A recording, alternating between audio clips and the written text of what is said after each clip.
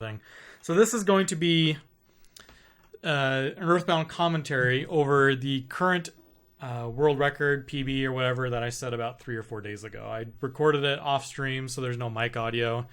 And eventually I knew that I wanted to record a run without audio so I could do a commentary video like I did with Glitchless like 3 years ago. So that's what this is going to be. If you have any questions about the run, if you have any comments about the run, if you have anything you want me to go into more depth about, this is literally a chance for you to ask me anything you would like. I know a lot of people in chat already have a good idea of Earthbound, already have a good idea of how the random number generator actually works in the game. But regardless, I'm still going to be going over literally every single detail I can think of in the run. If there's anything that I've forgotten about, feel free to remind me. Feel free to prod me into going a certain direction, and I'll pause it or I'll rewind and go over certain things. Anything you would like, we're doing today. So let's start.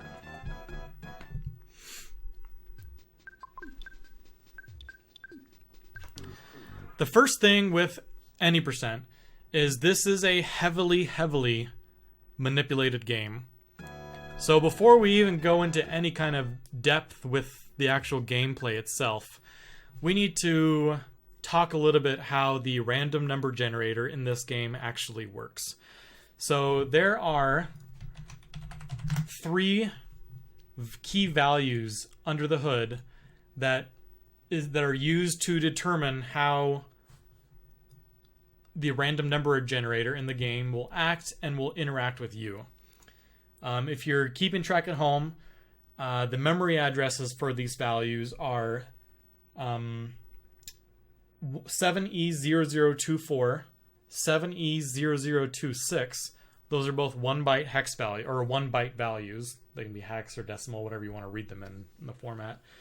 And then 7E4A7A is a 2 byte value. So those are the actual memory addresses in the game. Those first 2 values that I rattled off are what I will be referring to from here on out as RNG1 and RNG2. We have known about RNG1 and 2 for several years, and they work. Those are like the key values that Earthbound uses to determine the randomness in the game. And the thing is, in Earthbound and in any other Super Nintendo game, there's no internal system clock. There's nothing that really generates a truly random number. So the Super Nintendo is really under a kind of a lot of restrictions by how it determines randomness. So Earthbound, there's not really true randomness in the game. Every time you reset the console, the game sets the values that I mentioned earlier, RNG1 and RNG2 and RNG3, which is that third value I talked about. It sets those values to default values to start every single time you reset the console. And it's that key fact that allows us to manipulate Earthbound entirely. If Earthbound were not set to a known value on reset, we couldn't do the things we do.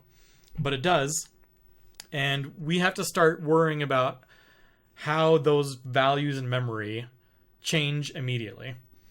So there's a bunch of events in the game that we know about that actually affect what those numbers do. And RNG1 and RNG2, there's actually exactly 14,592 unique values in the game that the game kind of cycles through. So it starts at a known value, and every single time an event update happens, the game advances along the 14,592 value chain, if you will. It advances to the next number. And regardless of what event caused it to go from the current state to the next state will always be the same. So there's a bunch of events in the game that can cause that random number generator to be used and update itself to the next one. So events that we know about that change the values are things such as a character being printed in a text box, So whenever you're in a conversation with someone, whenever you open up the menu and press help on an item to look at the text in the or the help text about that item, whenever you in battle, whenever there's text scrolling across the screen, every single time a character is printed on screen, the random number generator advances 1 unit along that chain. Another thing that affects it is an NPC. Whenever an NPC starts moving and stops moving, those are both 2 updates to the to that RNG chain. And then I'll just go through these other events a little quicker. Moving the cursor in a menu. And because moving the cursor in a menu affects RNG, we reset the console, and I will always do the same number of cursor movements to name all my characters.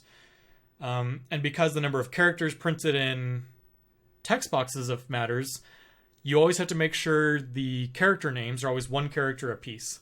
It doesn't matter what character it is. One character is 1 character. So if Ness is named W, the longest character, or I, the shortest character, or blank, or whatever, it will be 1 RNG update to print his name. But if you name Ness 5 RNG, or 5 characters, then the RNG is going to update 5 times every single time it prints his name on screen. So something to be aware of. In this run, we're always going to name him 1 character. Also because because it's faster, and 2 because we need to keep RNG consistent from run to run. Opening and closing the menu advances RNG. Pressing B to see your character's HP, that has the unique characteristic of updating the RNG every single frame that the menu is open. And as a result, that is actually the fastest way to update the random number generator in a TAS, a tool-assisted speedrun. You open the menu and the RNG will advance along that chain 1 time every single frame, or roughly 60 times a second. And because it's 60 times a second, you would have to have frame-perfect updates to advance the RNG. Say if you needed for some reason to advance the RNG 60 times, you would need to press B and press B again literally 60 frames later. And that's more or less impossible on a real-time speedrun. So you'll never see anyone that is manipulating actively press B to open the menu.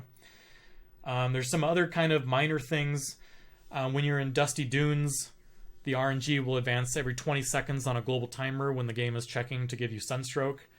Bubble Monkey and the Coldest Lady in Happy Happy Village, when in the party, will change RNG in 2 when starting and stopping their pause and catch-up movements. So they kind of act as NPCs behind you when, like when you're taking Bubble Monkey behind you and all of a sudden he stops or then tries to catch back up. Those are also RNG updates.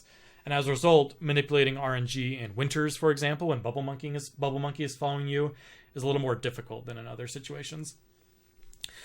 And then we have to talk about the last RNG value, which is RNG3, which is a value that was discovered a lot after those first 2 values. And RNG3 works, so if you imagine the entire world of Earthbound set up in a huge 64 by 64 grid. And when I say 64, I mean like pixels. When Ness crosses a barrier, the game updates this value in RNG3 to check if it needs to spawn a butterfly somewhere. And as a result, our movement in certain areas needs to be very precise to either cross certain RNG boundaries, is what we kind of refer to them as, or not cross them. So our movement in a lot of places has to be very precise as we cross those boundaries to make sure that butterflies spawn when they need to or when they shouldn't be. Because if that value is off sometimes all of a sudden a butterfly can spawn when you didn't want it to. And a lot of times when you are first learning manipulation and you are just starting to get the hang of it, that's a lot of times the first thing to look for is your movement. Whether your movement matches from run to run or from someone's run that you're watching, so that you're crossing the same number of RNG barriers. And every single time you do cross one of those boundaries, the RNG3 value updates and increases by like 5, I think. All right, so I think that is a more or less a kind of a overview of RNG and how it works.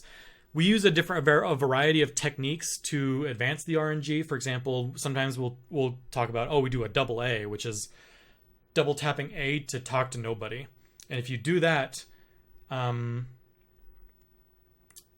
RNG will advance a certain number of units, and we just kind of know. So if you need to do something to get to 80 RNG events in the future to, for example, manipulate a rare item drop, then you can double tap A a bunch of times, or maybe do an L check, or maybe an AB, or you open up the menu and you move the cursor to get it one more unit, because like I mentioned earlier, moving the cursor affects it.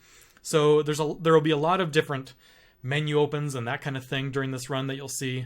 And whenever you see someone opening the menu or doing cursor movements when RNG is being manipulated, it is because they're advancing the RNG in a certain way to maybe prevent enemies from spawning, to maybe get a certain item drop, or a variety of different things. So, with all that explained, let's go ahead and jump into this run. So like I mentioned earlier, you'll see same number of cursor movements to name all the characters, and the number of cursor movements is planned and is the same from run to run. Timing starts when you hit yep.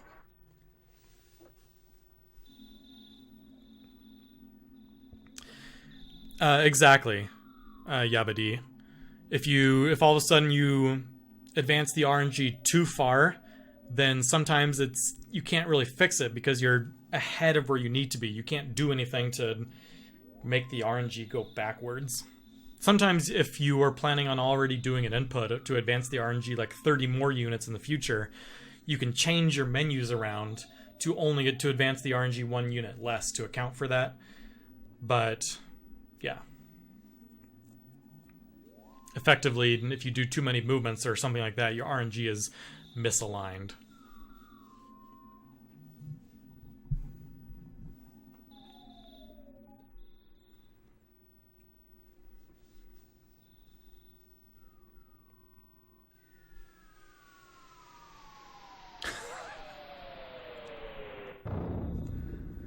Wowee!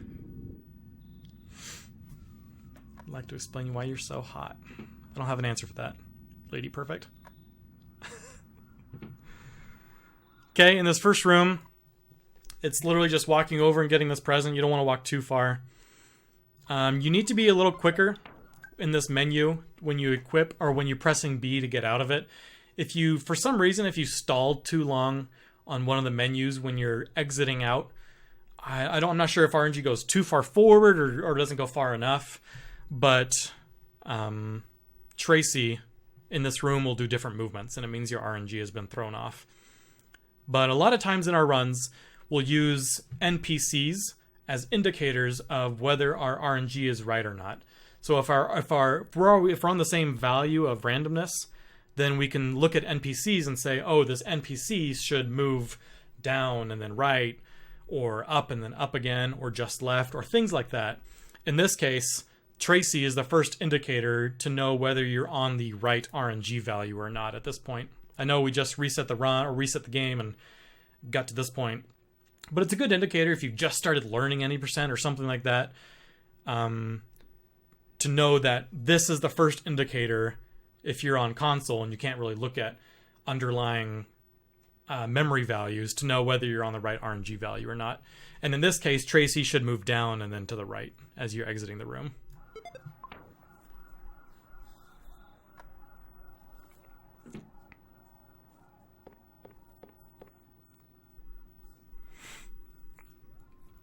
So during this walk up to the meteorite, sounds good, Chrono.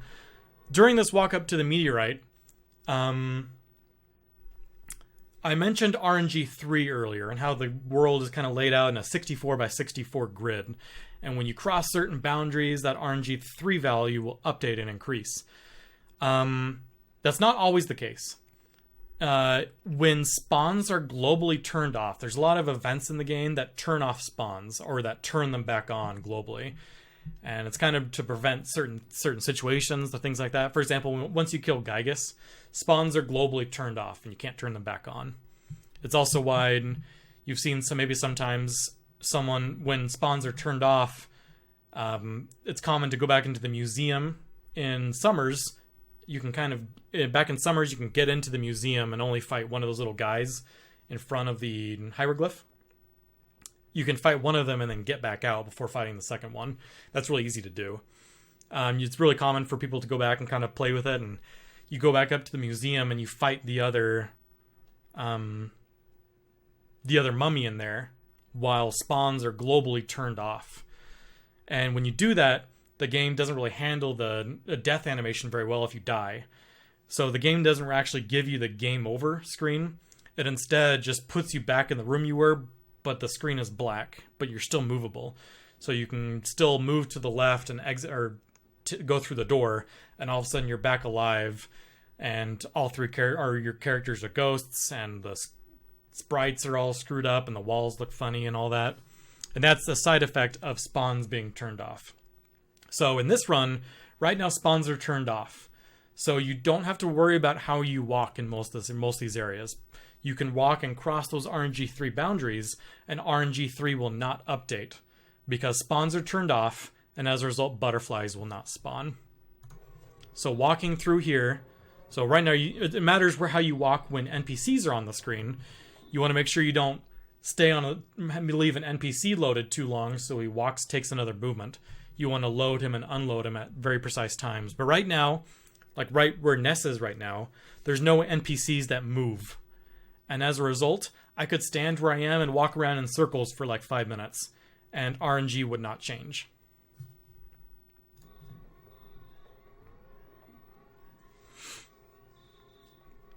This is a really key area right here, though.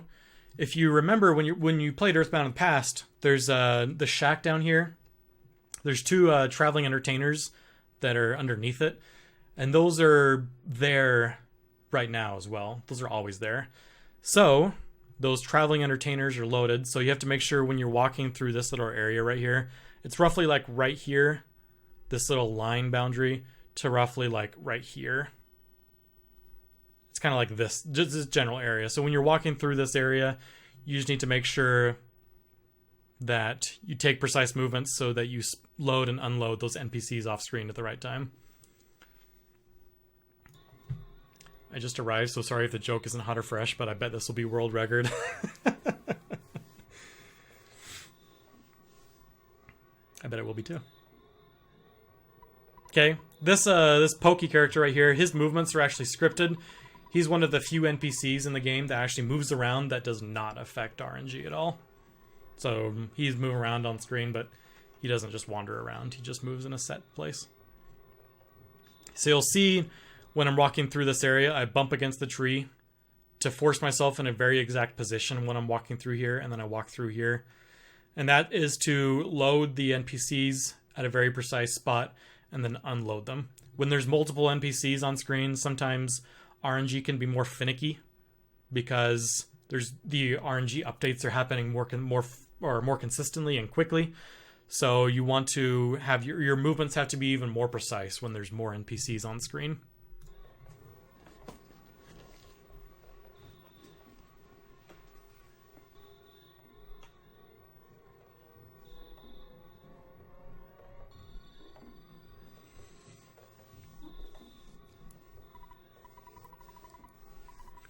But yeah, this opening section is pretty straightforward. There's not a lot going on right now. RNG is being manipulated. We're manipulating RNG up until we down the Starman Jr. That's the main point of it. So that we can get a quick Starman Jr. kill and not fight any enemies or not have to deal with any enemy spawns on the walk up to the meteorite. See, all through here, I'm still using all these NPCs as little indicators to know whether I'm on the right seed or not.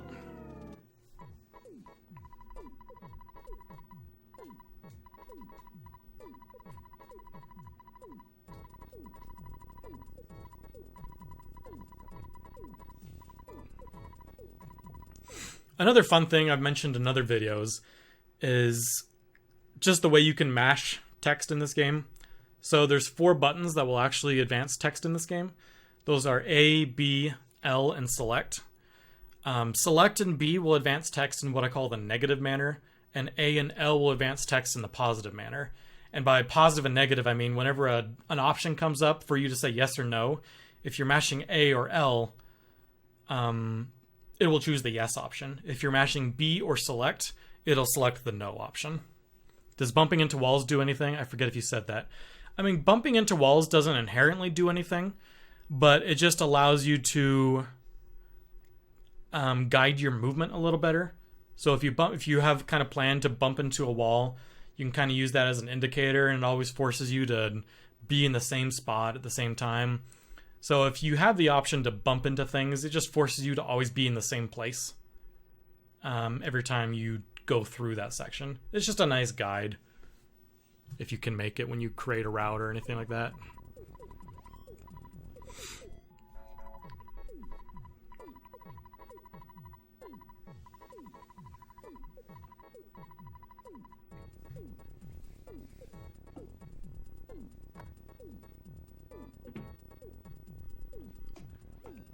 So yeah, still carrying the manipulation right here.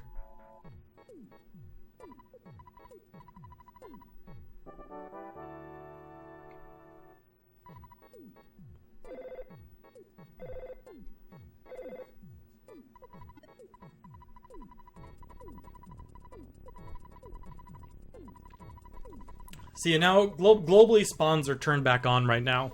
So RNG 3, that value that increases when you cross those 64 by 64 square boundaries, comes into effect right here. So this is the first area where we're going to start just like opening and closing menus randomly, it seems like. If you're just looking at this as a newcomer and you're just looking at it, it's like, why is he opening all these menus? They're specifically when you're walking up to the meteorite, they're specifically to prevent enemy spawns or to make enemies spawn in a certain fashion. So like right here beneath the dog, you just saw me do an AB. AB meaning open the menu with A and close the menu with B. And that advances the RNG 3 units along the chain. Opening A the action of pressing A to open the menu advances it 1, and the action of closing the menu advances it 2. So you have very precise movements here. Guide a little bit right there. Turn up in between the trees. I'll do another AB at this cliff, and then a double AB right here as I'm walking. As soon as I'm lined up with this little line right here, with this inlet, I guess as you can call it, I do a double AB, meaning open and close the menu twice. And then turn up to guide through here. Again, those NPCs are loaded off screen when you walk through here. So you kind of walk through here precisely behind the trees, and then turn up to guide against the tree. Hey Andy, did you get world record back? I thought Siri bopped you. Yes, this run that I'm doing this commentary over, this is the current world record at a 51:01. This is the first case where movement is apparently suboptimal, and it's suboptimal because you could turn right here and guide against this wall and then turn down, and that would be a little faster than what I do right here. The main reason I come up further is there's an RNG 3 line. Remember I talked about the 64 by 64 grids. Thank you very much, Urtai. If you don't come all the way up here, you're not going to cross this RNG 3 line that is more or less where my mouse is pointing. You have to come up a little higher to make sure you cross it. Otherwise, you'll be off. You'll be off the RNG route that we've created.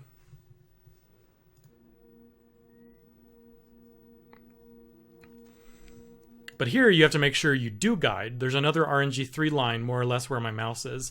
If you go too high right here, you'll cross this line. And right here, we're just looking to guide and not cross it. You'll see that all throughout the run. Times where maybe movement is suboptimal or we're moving in a very particular way. And a lot of times we're just taking into account RNG 3 advances or RNG 3 or avoiding RNG 3 advances.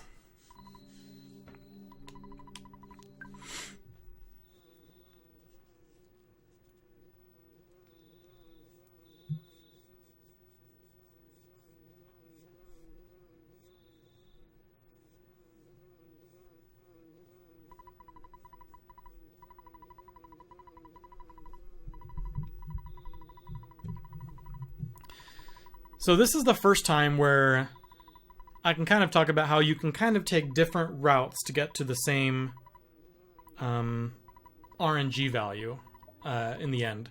So as soon as you talk to Buzz here, the game has globally turned spawns back off. And that's with the intention of you can't get into any fights on the way off the cliff. You can force it by dragging, like if you were to find a snake and you were to pull it, or find a crow or something and pull it all the way around the cliff so that when you come up here it doesn't despawn. You could technically fight an enemy and die and skip Starman Jr. But it's slower, it's hard to set up, so it's not worth it. To do in this run, at least. But in our old route, we used to go down, when we were on the way down, we would pick up the bread roll. And when you're in the process of picking up the bread roll, there's a whole bunch of text printed, and it says A, or A opens the present. There's a bread roll inside, A takes it. And during that process of printing all that text, I think there's something like 70 RNG advances. So, and by doing that, we got a really, really good Starman Jr. fight, where he defends a bunch and Buzz kills him in 2 rounds. Get a really quick fight. But we realized that we really didn't need the bread roll for some runs. Excuse me. We don't need the bread roll for some runs, including any percent. So you can alternately advance the RNG a bunch by just checking nothing or pressing AB a bunch. So as soon as this Buzz conversation is over, I press L a bunch of times and I open and close the menu a few times. And the cause of that is because we already had a really, really clean Starman Jr. fight routed. And it's hard to get one that is as clean as it is without doing any inputs during the fight. So we advance the text a bunch by just checking nothing a bunch and opening and closing the menu, which is the same number of RNG advances as getting the bread roll. But we don't have to walk down and get the bread roll, and it's about 4 seconds faster.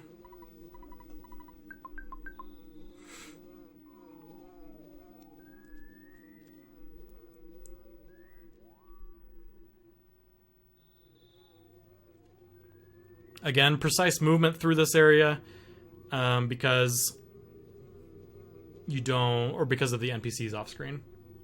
I'm going to move the game over here so I don't have to turn my head as much.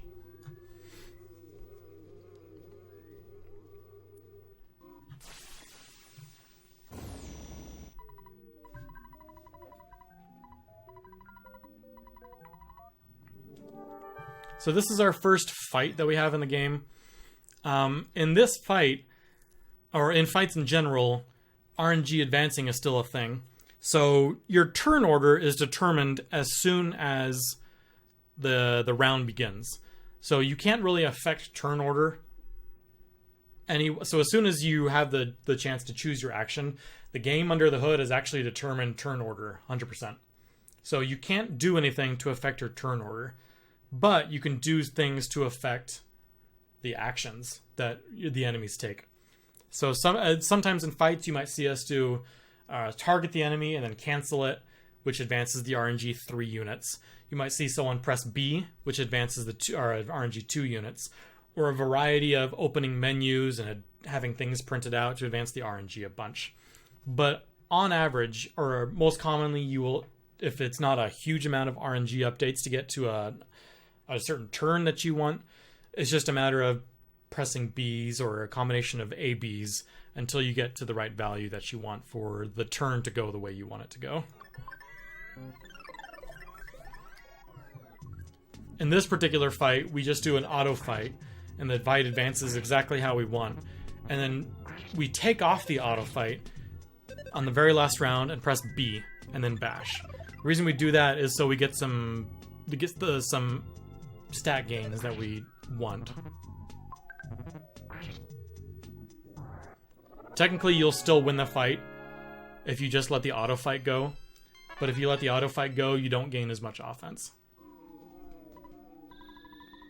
It's not applicable for any percent, but it's kind of like how this route was originally created for glitchless, and kind of piggybacked off of it and kept doing the same thing.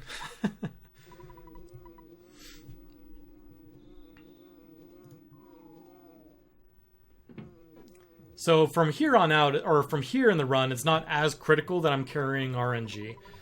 So in the old days, we used to have to do ONET in its entirety for the 90% run. We didn't know of any way to get out of ONET faster than just doing it. But within the last couple weeks, there's a tasker by the name of Pirohiko that discovered and posted about 2 new glitches he had found. One is what we call the barrier glitch, which allows us to skip ONET.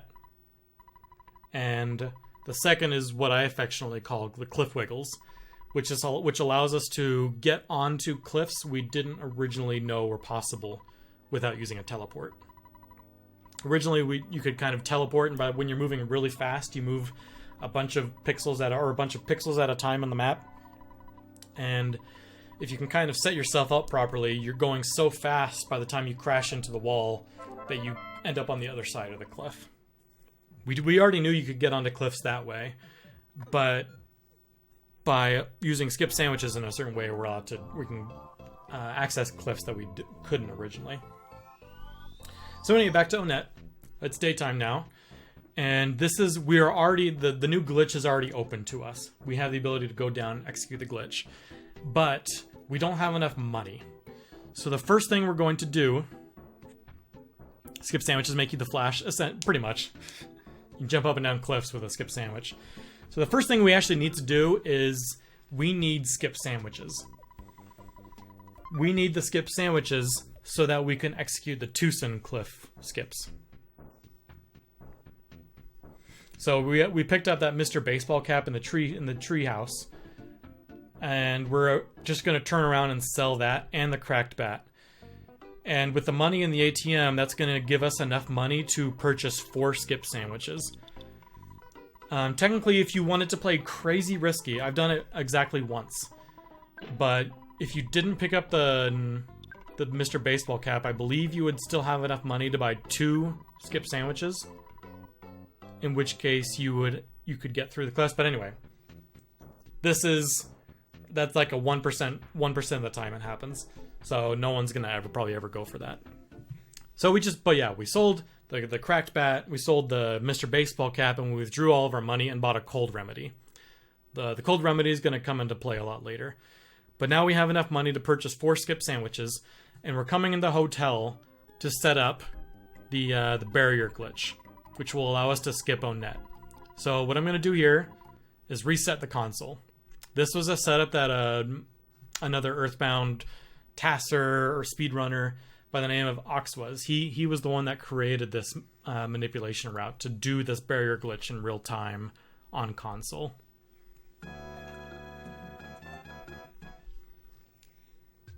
So I reset the console to reset the RNG to a known value. And all these inputs I'm doing, I talked to nothing right there. These are all key. Right here, I need to wait for a second or two for that taxi to go off screen. So how this glitch is going to work is in Earthbound, there's a sprite table.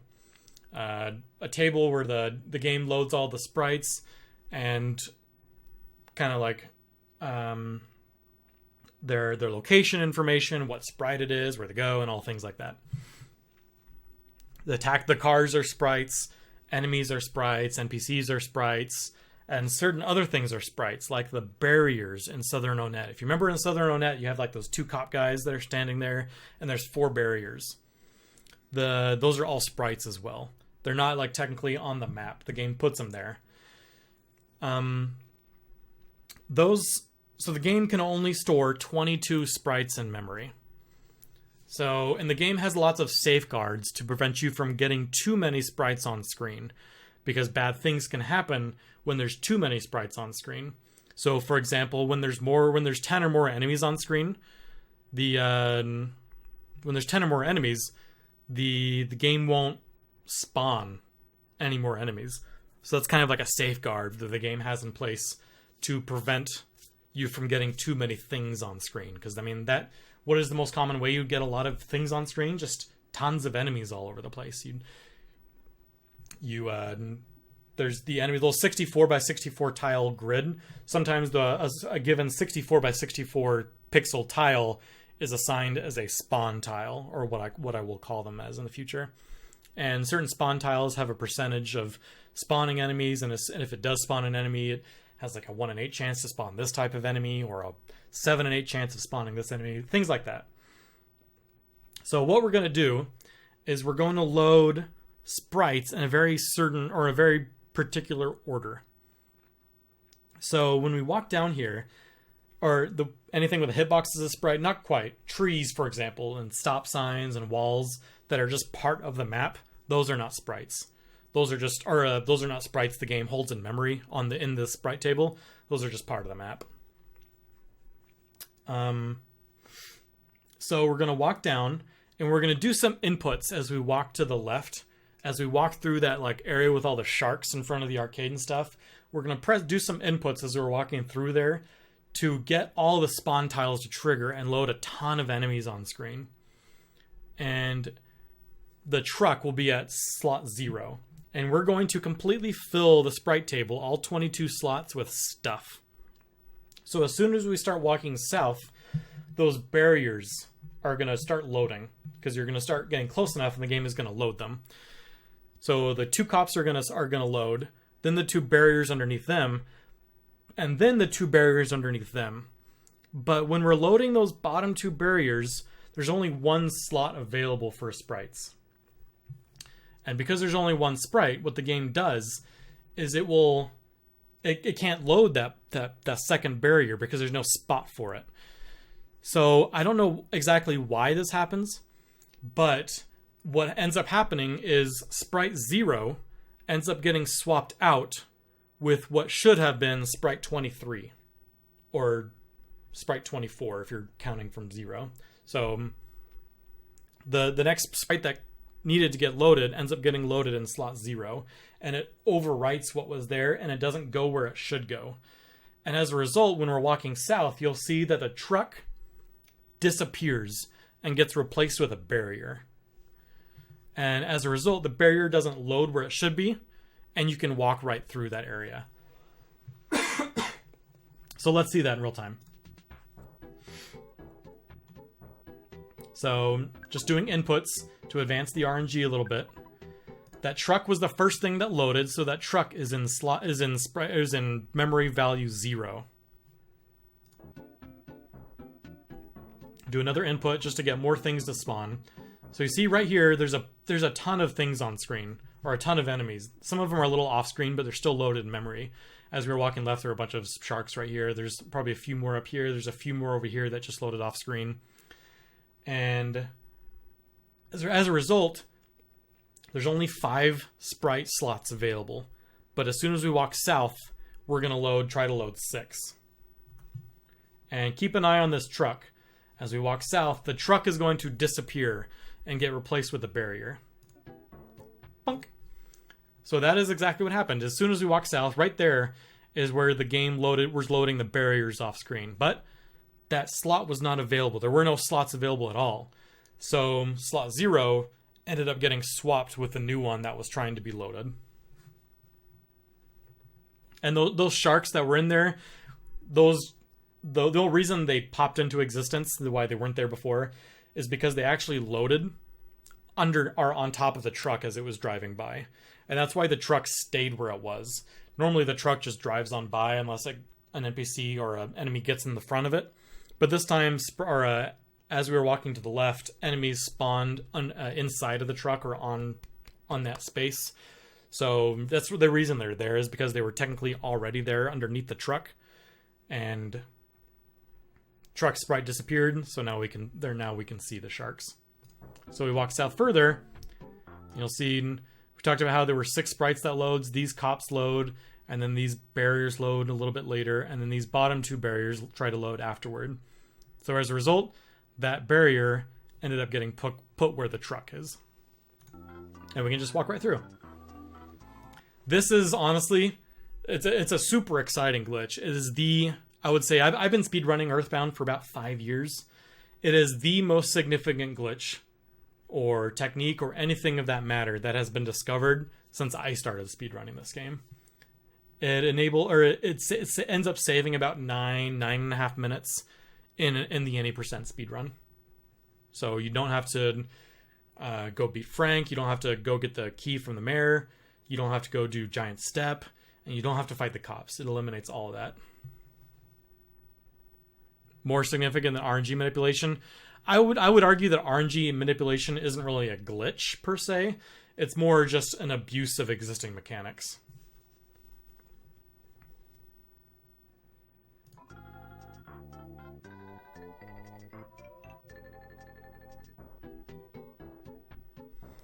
So I'm technically still holding that. When I reset the game in the hotel up above, I'm technically still holding the manipulation. I'm still carrying it through. So I know where all these enemies are going to spawn. And these are all expected. I'm just avoiding them.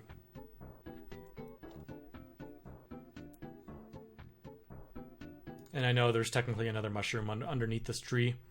But if you take this corner too tight, I always forget. And this ninja shroom comes out and attacks me.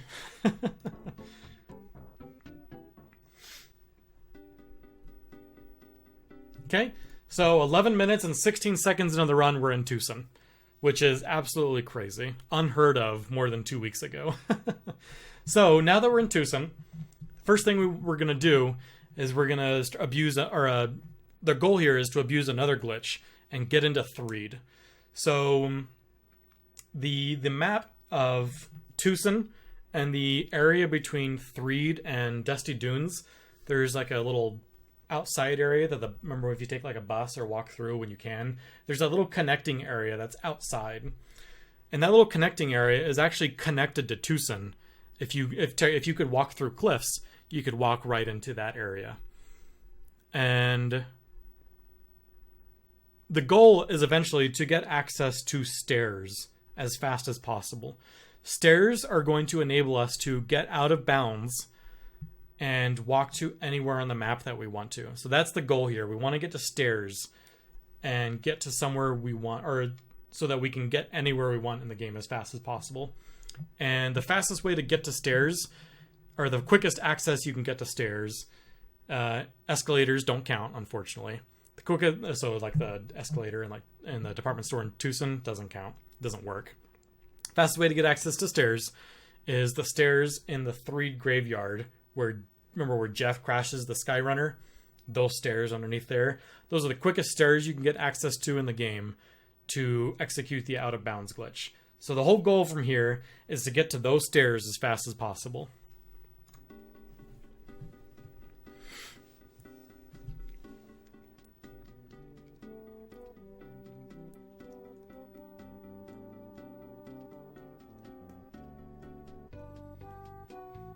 So the first thing we're going to do, remember we sold the Mr. Baseball cap and the cracked bat and withdrew all that money, is so we could buy 4 skip sandwiches. These skip sandwiches are going to enable us to do the cliff skips, which is a glitch that we've known about for a long time. When there's certain barriers that you can't get through, but there's like little mini tiles of accessibility. So in this little area, this particular shape gives us access to what we call the cliff skips. So this little area, this little square that I'm outlining, is an accessible area. This area down here is also an accessible area. And when you have that kind of diagonal accessible area working, you can kind of use a skip sandwich, and actually technically you don't even need to use a skip sandwich for this. You kind of mash yourself into this area, and then you tap left and down, and eventually you'll wiggle yourself out. If you go too far, sometimes you don't hit the right pixel, you start mashing right down and just back and forth down in this little area, and eventually you just push yourself through. And for this glitch, you don't, or for this stair or the cliff skip, you don't need a skip sandwich. You can do it without it, but using a skip sandwich is much faster and much more reliable. Sometimes you can sit here for minutes on end with that if you don't use a skip sandwich, trying to mash yourself in to be able to start.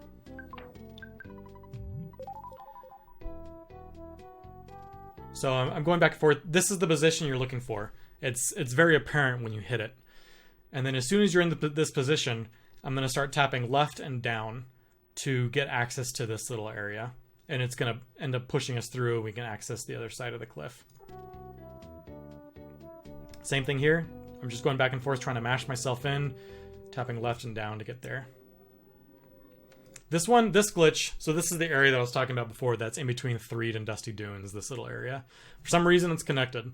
And because the tile set is the same, it's loaded in memory. So we can walk right to it.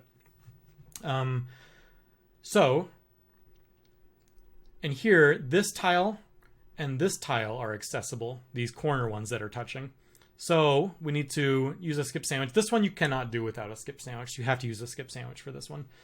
I'm going to, what my technique is for setting this up is I walk all the way over to about here and I hold up with a skip sandwich live, and then I tap left and I try and push myself in.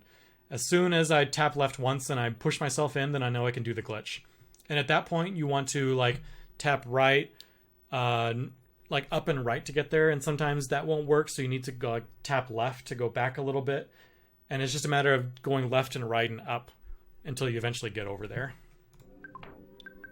But when you're doing it, you'll notice, see, these first 2 times I know I'm not hitting it, but as soon as you get pushed in, like right there, it's very noticeable that you're in a spot where you shouldn't be.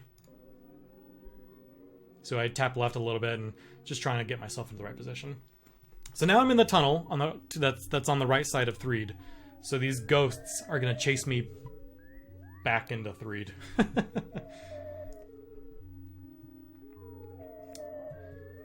So we have gotten access to Threed 12 minutes and 44 seconds after starting the game, which is crazy.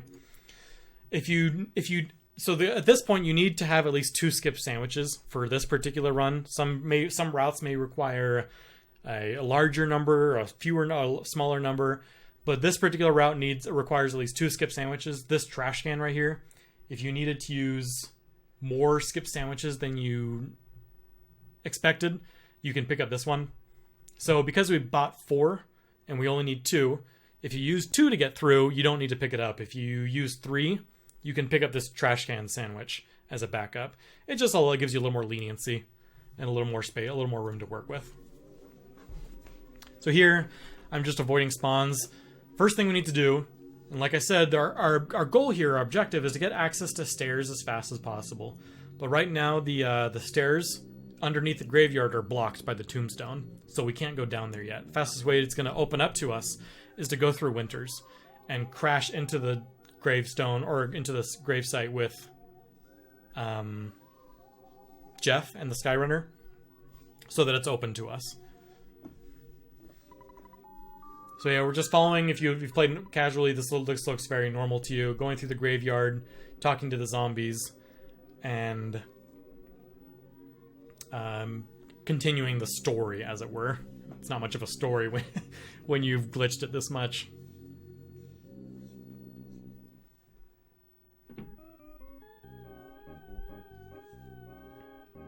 But yeah, there's no manipulation being carried right now.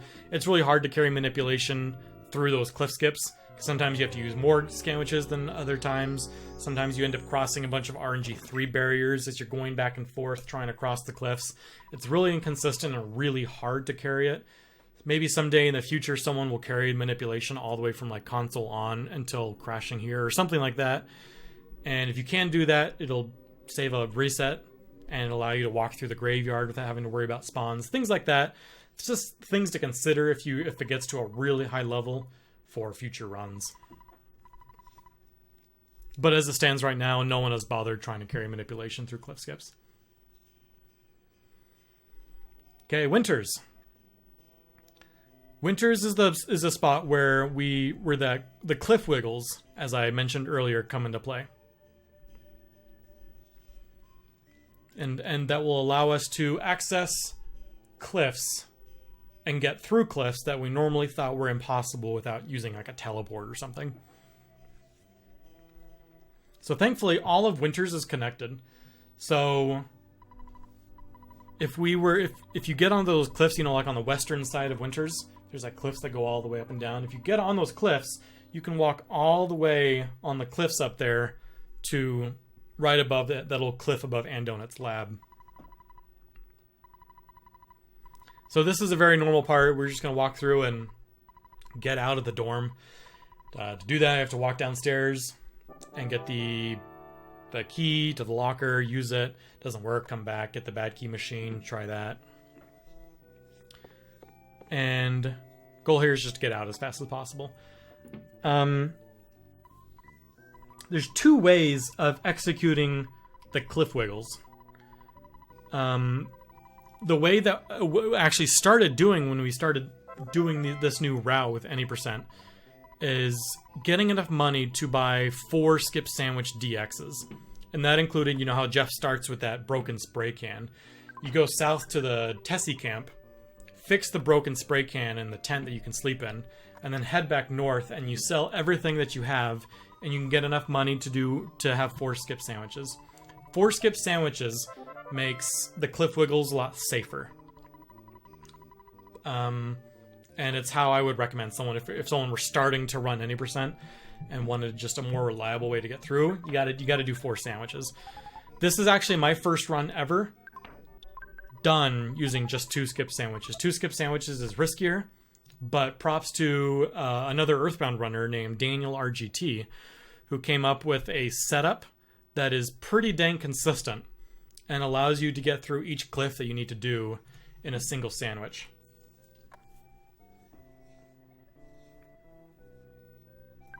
Okay, so now we're out. Normally what you do in like a normal glitchless playthrough or whatever, just a casual playthrough, you come into the shop, get the bubble gum from this lady and buy Bubble Monkey and head down south. We're not going to do any of that. We're going to skip winters, and it's actually what we had to do in previous 90% runs before this glitch was discovered. Thank you very much, XIF. Appreciate that. Oh, I don't have the alert on screen because I have all this other layout, but know that I saw it and that I appreciate that. 500 bits. Hot dang. Okay, so what we're going to do is we're going to sell all our junk.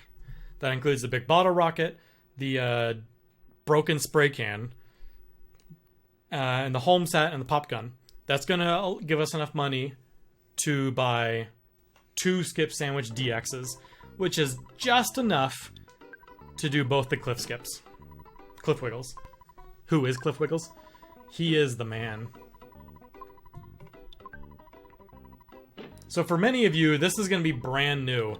This glitch was discovered like 2 weeks ago. So it's still very new. Like 4 or 5 people have ever even executed the glitch. It's not really like proliferated very well yet.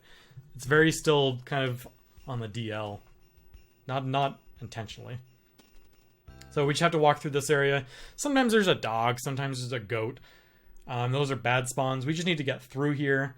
And crows are nice because you can just walk around them and they're not fast enough to catch up. And then there's another spawn down south here that frequently has a dog.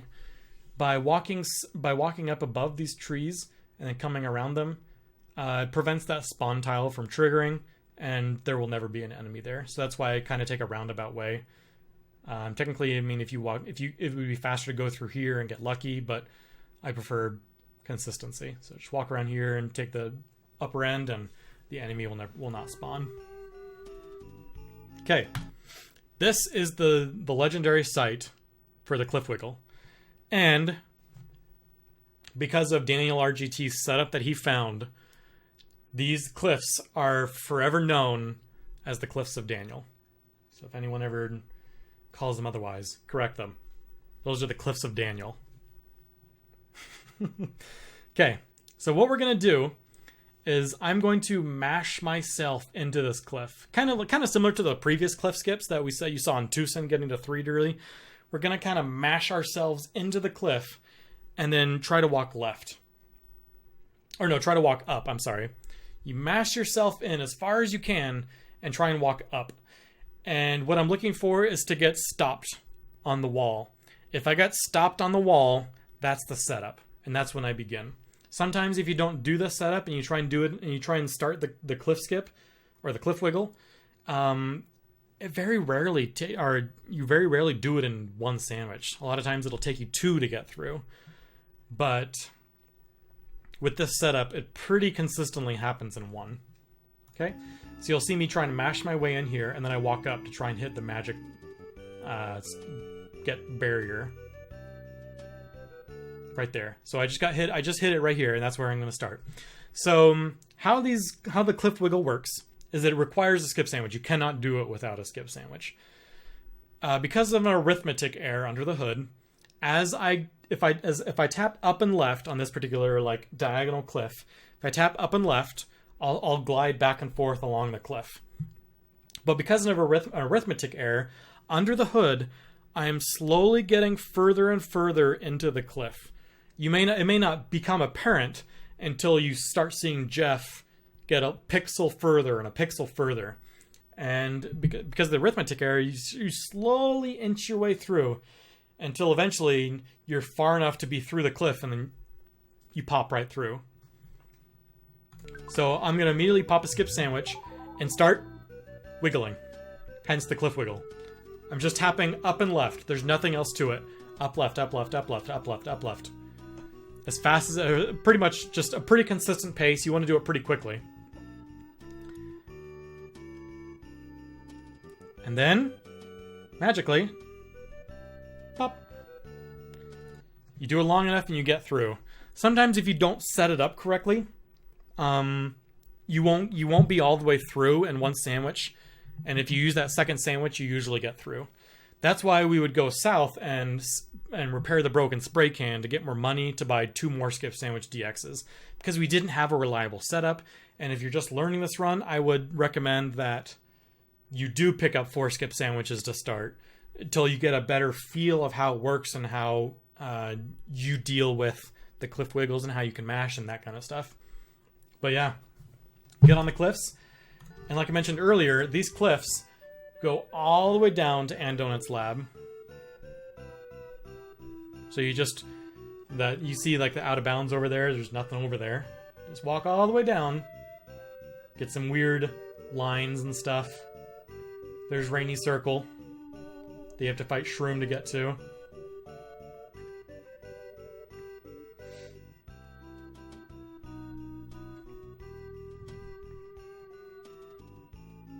I walk over here. So right over here is over to the left of me is Stonehenge.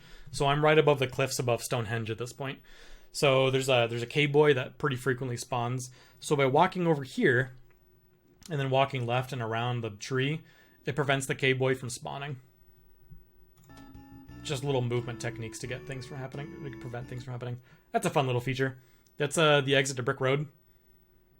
And because it's nighttime, the tile set displays it funny because this doesn't have a way of looking for nighttime. Does Daniel RGT do task testing as well, or is he just glitch hunting? He's just another runner in the community. And one time when I was streaming, I streamed for like 7 hours and I was trying to find a consistent setup for it, and I couldn't find a consistent setup or any way to reliably get through those cliffs in one sandwich. I could do it sometimes, but I didn't have a reliable way of doing it. And Daniel was just, he's another Earthbound speedrunner, and he was just testing with it while I was doing it.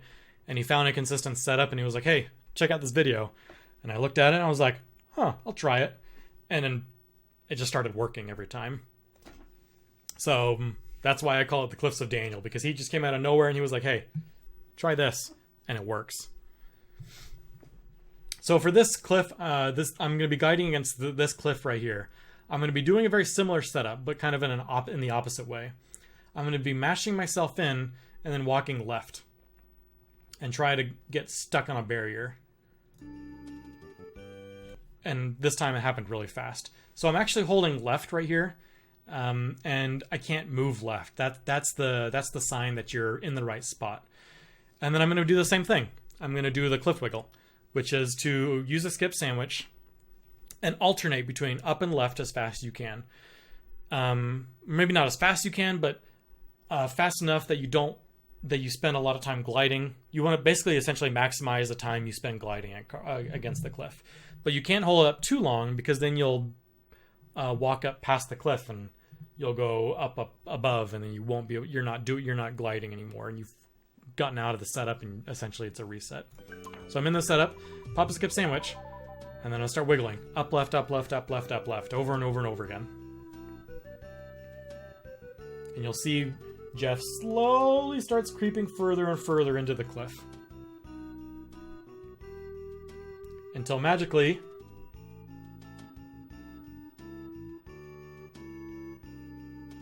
Jeff pops through.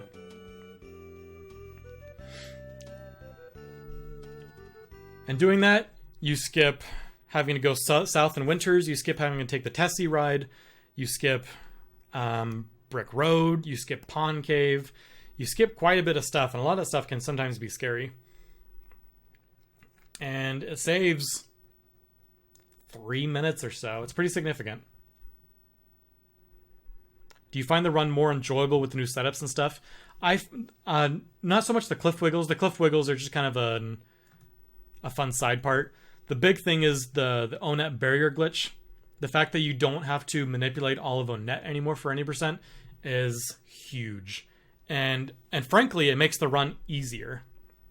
Not having to manipulate Onet to run any percent at a high level is a huge reduction in the difficulty of this category. And in my opinion, any percent right now is the easiest it's ever been. I'm just wondering what experience you even get in this run. So I think there's only like 5 fights that we get experience. So we fight Starman Jr. That's the first fight. Then Ness is level 2, and we fight Ness's Nightmare. And then we gain like 37 levels. Ness ends up at level 39. And then we fight a Bionic Kraken to get a Gutsy Bat drop, but we don't kill it. We just spy on it to get it. So we actually only gain levels from 2 enemies in this run.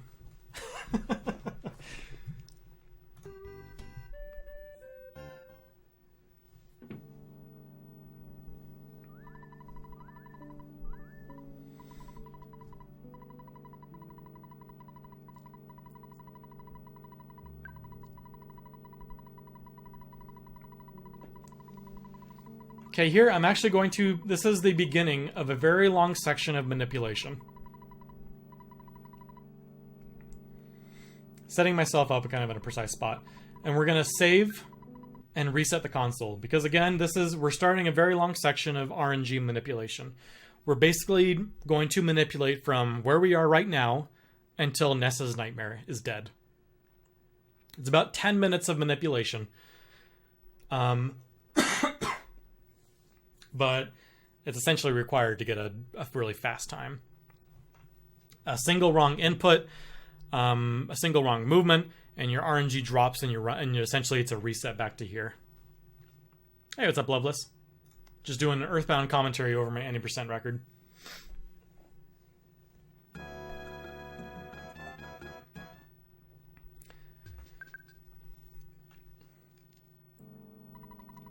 Okay. Just gotta talk to him to get yourself in the Skyrunner.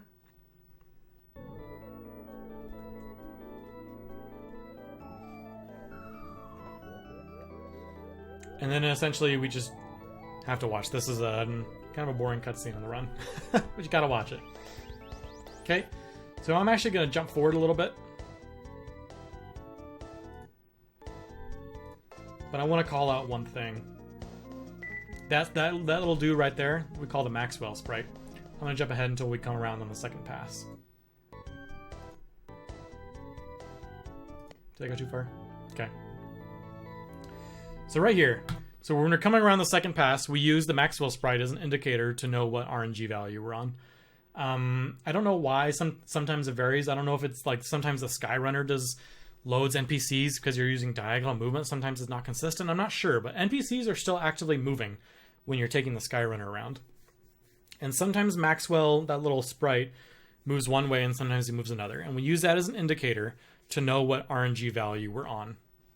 We're looking for either a down or a right movement. Here, I believe he moves right. So, because he moved right, I know what inputs to do to set up my RNG. If he does the other, a different pattern, we do a different set of inputs to get there.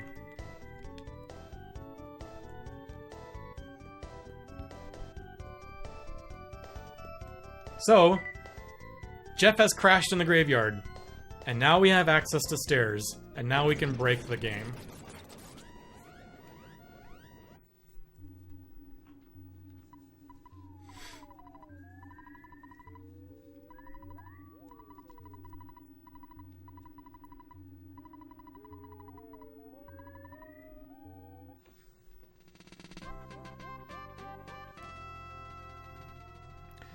So, remember, we reset in Andonut's lab, so we're still carrying RNG manipulation with us.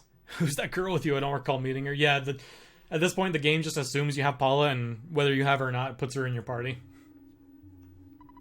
Which is nice, because Paula's pretty important in this run. So yeah, we're just going to be doing some inputs, advancing RNG.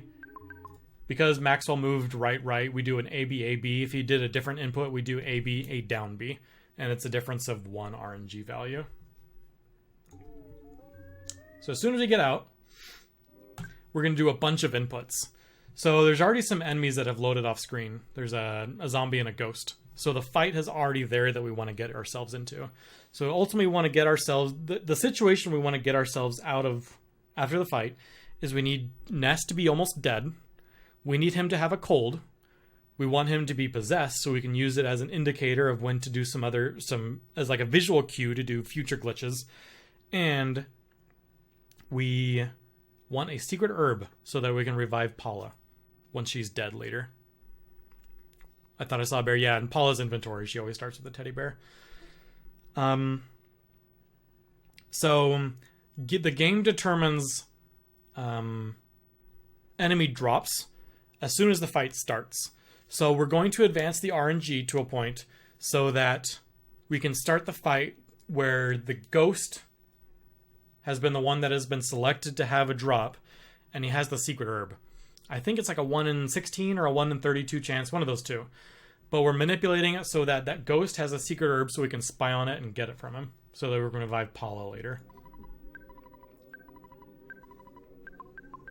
Okay. All those inputs, and then we start this fight. Like I said, we want to get out of this fight with Paula dead, Jeff dead, Ness at low HP with a cold and possessed. And we've spied and gotten the secret herb. So this fight and the manipulation and the inputs we do are specifically to make all that happen. So first thing before anyone starts dying, Jeff spies on the ghost, gets our secret herb, and then we let Jeff die in this round. Bonk. And then the next round, we're going to get ourselves possessed and end with a cold. So we've almost hit all of our requirements. All we need left is to get a reasonably low amount of HP. And actually, when I say reasonably low, it needs to be a very precise amount. We need to either have 5 or 6 so that Ness gets his cold alert, but we don't die from it. Or no, not 5 or 6. I think it's 4. Yeah, we need either 4 or 5. Somewhere around there. Some really slow value so that the first tick of the cold gives us the alert that Ness has a cold and that he's about to die. But it doesn't kill him.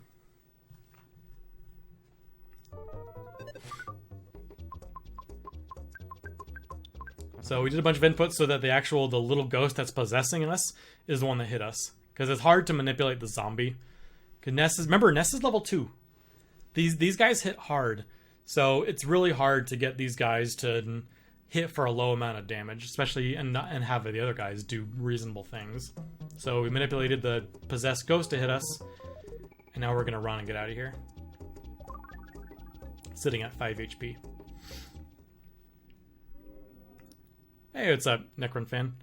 So we're gonna use this possessed ghost as a visual cue of when to enter the grave at a very precise moment so that the cold alert pops up when the animation begins once we're starting to get on the stairs. If you get text to come up, Neocron. Oh, Neocron, I read that wrong. Sorry about that. You want the text to pop up as the animation is just beginning for you to get on the stairs. And when that text interrupts the animation, all of a sudden you're out of bounds and you can walk anywhere. And Earthbound is set up in a giant map. And all the areas are kind of touching. So technically when you go into like a door, the game isn't like loading or isn't like unloading something and loading something else. It's really like teleporting you from one like XY coordinate on this like 16,000 by 16,000 map or pixel map. It's teleporting you from one location to another one. And technically, if you could get out of bounds, you could just walk there and you would be in the same spot. And if you use the soundstone, technically like it's all black, but if you use the soundstone, the game forces that tile set where that area is to be loaded. And all of a sudden you can then interact with your environment. So we're waiting for the ghost to be literally at this position. As this is kind of like our visual cue of when to walk in so that we can get interrupted at the right time. Walk down, just bump just a little bit. And then we get interrupted as we're getting onto the stairs. And because we got interrupted, this animation didn't complete and we didn't get on the stairs correctly. And the game doesn't do your collisions correctly now. So, pink, you can walk out of bounds.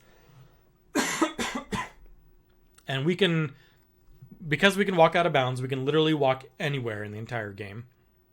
You can actually walk to Gygus' lair and start the Gygus fight right now. But we can't beat him. If you fight Gygus right now, first of all, I'm level 2, so the manipulation for that fight would be obscene to survive the initial rockin' and everything from Gygus. But anyways, you could go fight Gygus right now, but the game locks during the prayer sequences because the game has to prepare those areas, like when you pray and Frank is praying for you and the Tucson people are praying for you. If the game hasn't prepared those sequences and and you pray for help in phase 3 of Gygus, the prayer sequence will start and it'll just sit there and nothing will ever happen and the game is essentially locked and the game will never continue. To set up the game, you have to kind of work backwards and hit 3 different triggers. So the game actually sets up the prayer sequences when you're taking the phase distorter back in time to the Cave of the Past. There's the first thing. So we need to be able to take the phase distorter back in time. But how do we take the phase distorter? The phase distorter isn't able to be taken until you take the machine from Saturn Valley to the Cave of the Past, or I guess Cave of the Past of the present. But you cannot take that machine back in time until you beat Ness's Nightmare. But the machine doesn't actually get put there until you drop down the hole in Lumine Hall to the underworld. So we worked our way backwards, and we found out the minimum number of events necessary to beat Gygus, which are falling down in the hole in Lumine Hall to make the phase distorter present in Saturn Valley, beating Ness's Nightmare so that you can actually use it, taking the phase distorter back in time to the Cave of the Past to prep the prayer sequences, then you can kill Gygus. So now that we're out of bounds, our objective is to do those 3 things. So we're going to get there as fast as possible. So if you remember, because the map is one huge thing, you can technically walk out of bounds and go anywhere you want. But if you were like the bottom left corner of the map and you need to go to the top right, it doesn't wrap. It's going to take you forever, minutes on minutes on minutes, probably 10 or 15 minutes to walk all the way across the map to get to where you want to go. So we need to get to somewhere out of bounds that's closer to where we want to be. Thankfully, Summers is really close on that map to Lumine Hall where we want to drop down. So there's a broom in Summers that we can get access to really quickly by walking out of bounds. So we're going to use the Soundstone to load the tile set. So all of a sudden we're right here. So in that blackness that you saw, technically this area already existed, but as soon as we walk into that area, so sometimes if you're walking through the blackness, you'll hear the music change. So that was actually an indicator. If you go back, let's go back and listen for the music to change. You'll hear all of a sudden the music change to Summers.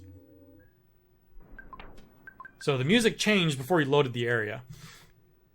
So the game has technically like knows that you're in Summers, so the music has changed accordingly. So we use a soundstone.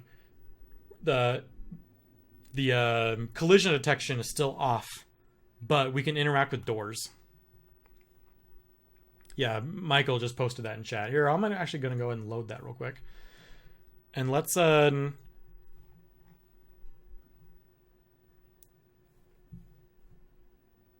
Actually, you know what? I will post the map in... When I post this on YouTube, I will post the map in the description of the video so that you can see it and kind of get a feel for how the map is all laid out and how you can interact with certain areas. And kind of go out of bounds and walk to different areas. Thanks for making those links, Michael, or posting those links. But yeah, I'll post those in the YouTube description so that you can kind of follow along. So use the soundstone. All of a sudden, I'm in a building in Summers. We're going to use another skip sandwich right here because the cold was about to kill us, and we need another cold description or another cold alert to execute the stairs glitch again on the stairs in Summers. Thankfully, even though collision detection is off, you can still interact with doors. So we're going to use... This is a very tight window of when you can get on these stairs. This is one of the main reasons we got possessed by the ghost, is we need a visual cue of when to turn and get on these stairs. And it's as soon as the ghost begins crossing the stairs, I'm going to turn right to go back on the stairs to execute the stairs glitch again on the bottom part of these ones. And then all of a sudden, bam, I'm out of bounds again. But I'm on a different part of the map, which is right next to Lumine Hall.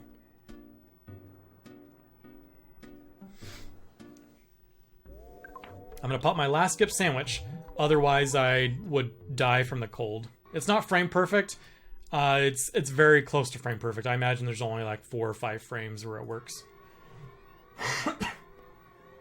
The animation is a lot shorter since you're using a skip sandwich.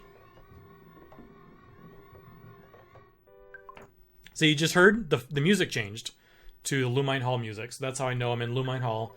Use the soundstone to load the area. And walk right down and drop in the hole. Bam. First event met. Drop down the hole in Lumine Hall. Now our goal is to go beat Nessa's Nightmare.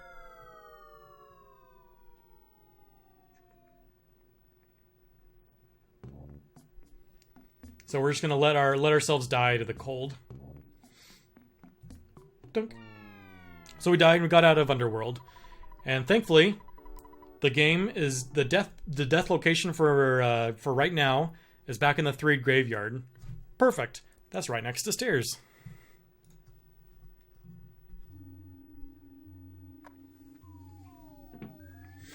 But I need to set up that stairs glitch one more time. So I'm doing a bunch of cursor movements to get a good fight out of here.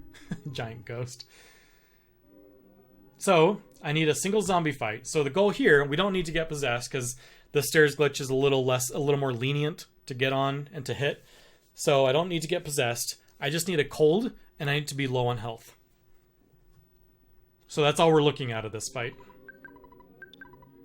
Doing some cursor movements because before the fight, not to get an item drop from the enemy, but because a good round from the zombie was quite a few movements away, and it's faster to advance the RNG out of the fight than it is in the fight.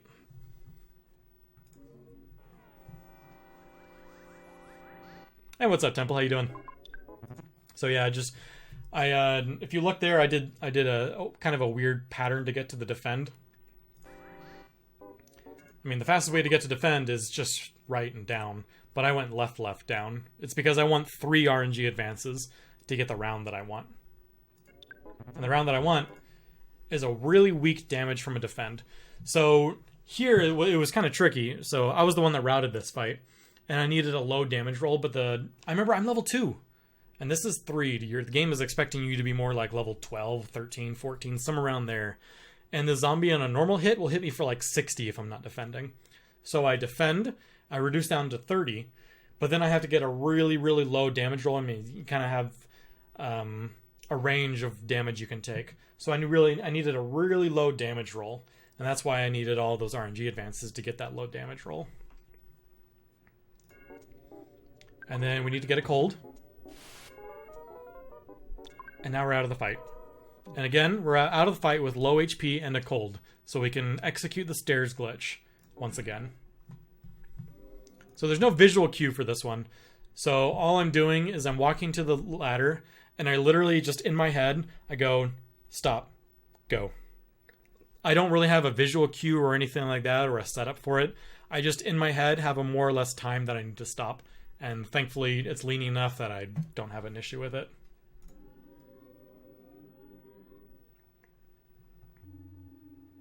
And bam. So I got the cold again. So remember, we're out of bounds again, but we need to go kill Nessa's Nightmare.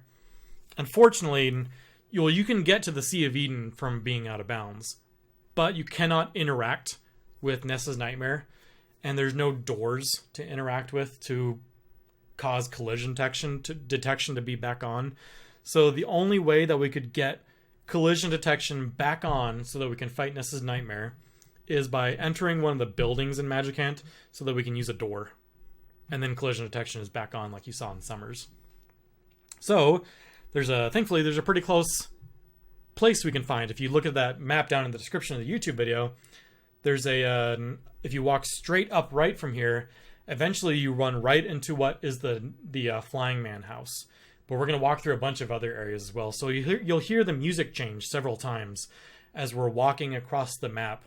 Like if we use the sound stone in some of these areas, you could see like exactly where we are. But you can generally tell where we are by the music. You'll hear like hotel music, you'll hear dungeon music, and that kind of stuff. First thing we got to do, remember when we bought the cold remedy in Onet? It was so that we could use it right here and we don't die. See, we're at 2 HP. If we took one more tick of damage from this cold that we have, we're dead. So we're just going to use this cold remedy and get rid of it. That way we don't die from all of our walking. So you heard Summer's music, you hear the hotel. Here's some kind of room. Summer's again. Another hotel. Some other room. Hospital. Dalam. And now the Flying Man house. We have a door that we can interact with, and all of a sudden as we go out this door, collision detection is back on. And remember, we're still RNG manipulating. So we're still carrying, remember that RNG that we reset way back in Winters? That we saved and reset the console? We're still carrying that same manipulation. So a bad movement, a bad input, anything wrong, and we drop it. And it's essentially a reset. So we're going to be doing a bunch of inputs. Do an AB right there. We do a bunch of inputs in this area to advance the RNG to prevent any enemies from spawning. A lot of these tiles have really high spawn rates, so sometimes they're kind of hard to get to go away. So just input, walk, then you'll do another input, walk a little bit. A lot of gliding against walls so that your movement is always the same from run to run. And just it always looks the same. So glide whenever possible, inputs at the same spots, just things like that, and prevent all enemies from spawning. Do an input right underneath that column. A up A right here.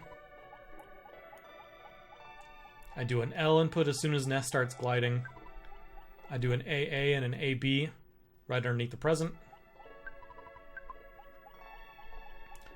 At the final tooth, what I call them, do a up A, I believe.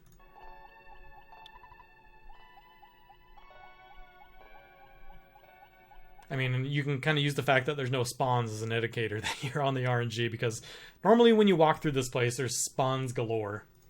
So you don't really need an NPC to tell you that you're on the right seed. You do get a butterfly, though, in this manipulation. This spot is a little tricky, so I'm going to do an AB right here and walk up. But there's actually some enemies off screen over here that loaded. You can't see them. If you take it super fast, these enemies will still be there, and the RNG won't be right. So you'll see me pause a little bit as I'm walking along this diagonal to make sure that the enemies have time to move to the left, and they end up all despawning themselves off screen. Double AB right there, and an L check on the 4th tooth. Because there's like 4 spawn tiles in this area, and it can be really difficult because they're all high spawn rate tiles to clear, since they're kind of like always loaded as you're walking around. And we're out to the Sea of Eden. So things we have to worry about here are the Krakens. We want to avoid all the Krakens. Thankfully, we don't have to do any inputs. We can the Kraken spawns way over here, and we can just swim up. And remember, we got that secret herb to drop in the graveyard in Threed, the first time we fought. Remember, Jeff spied, and we got the secret herb. That's so that we can revive Paula. We need Paula alive to kill Ness's Nightmare. You're probably wondering, are Krakens not manip? Krakens are manip. So Krakens act as like NPCs. Whenever they start moving and they stop moving, their RNG is advancing. So they're definitely manipped. Manip to not fight them. But anyways, we're going to use that. We're going to take that secret herb from Jeff's inventory, give it to Ness so that we can use it, and then use it on Paula to revive her. Secret herbs are only a 75% success rate, so it's also nice that we're manipulating so that we know for sure the secret herb will revive Paula. Thanks for the host, Heavenly Chair. And this is all very precise movement. You have to make sure your number of cursor movements are always the same. So, like, if you have to do 2 cursor movements to get to the secret herb, that's going to be a different RNG value than if you just did 1 cursor movement. So, inventory management and making sure your items are always in the same spots is also very important, so that your movements and menus are the same from run to run. Then we do a double A to advance the RNG a little bit so that we can get this Kraken up above to be in a good spot so that we can avoid him. We need this Kraken to spawn, and then I did an AB press right there. That AB press causes him to move upright. If I did not do an AB press, he would come towards me, and he would fight me. By doing an AB press right here, it causes his movement, the RNG value to change, and because the RNG value is changed, he then ends up moving to the upright and away from me, and he does not fight me.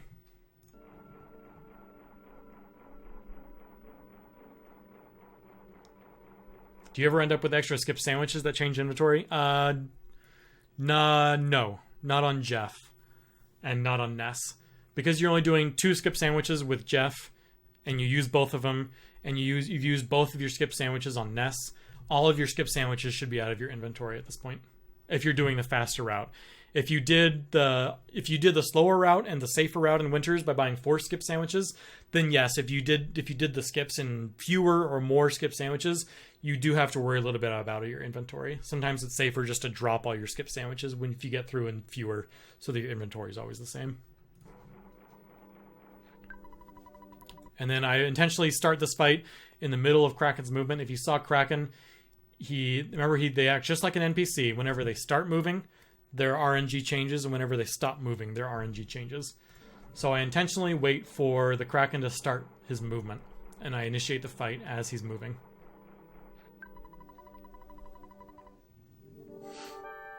Okay. So you're probably wondering, Andy, how the heck are you going to kill Ness's Nightmare with Ness at level 2 with 2 HP and Paula at level 1 with 7 HP? And that's a fair question. That's a very fair question. We're not going to do it with damage. There is literally no way you're going to kill Ness's Nightmare with damage. I have no psyche points on Ness. I have 10 on Paula. She knows Freeze Alpha. She can get 2 of those off.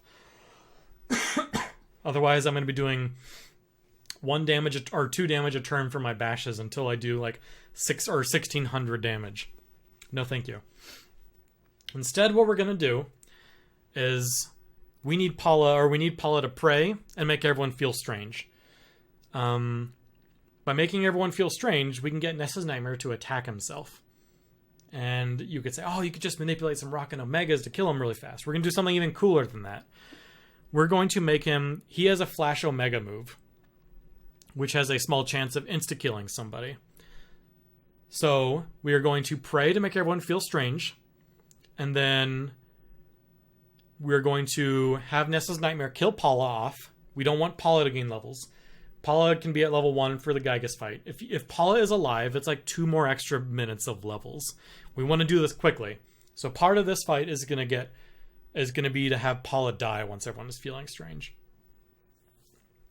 And then we're going to manipulate a turn in which Ness's Nightmare does his Flash Omega move and hits the rare chance to insta-kill the target.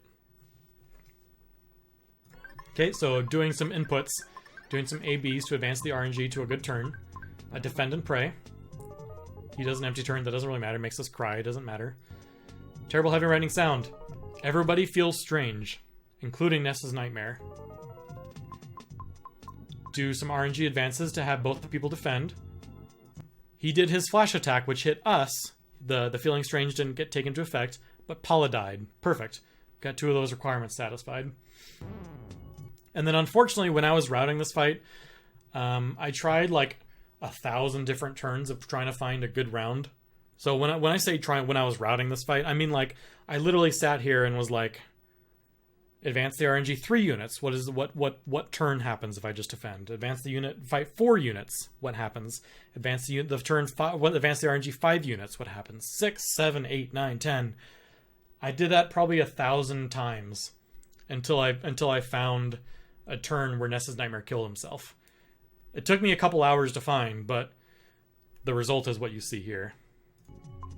And as a result, I have to do a couple empty turns because it's faster just to advance the RNG by having some rounds happen. So you saw each outcome choose and chose the right one correct.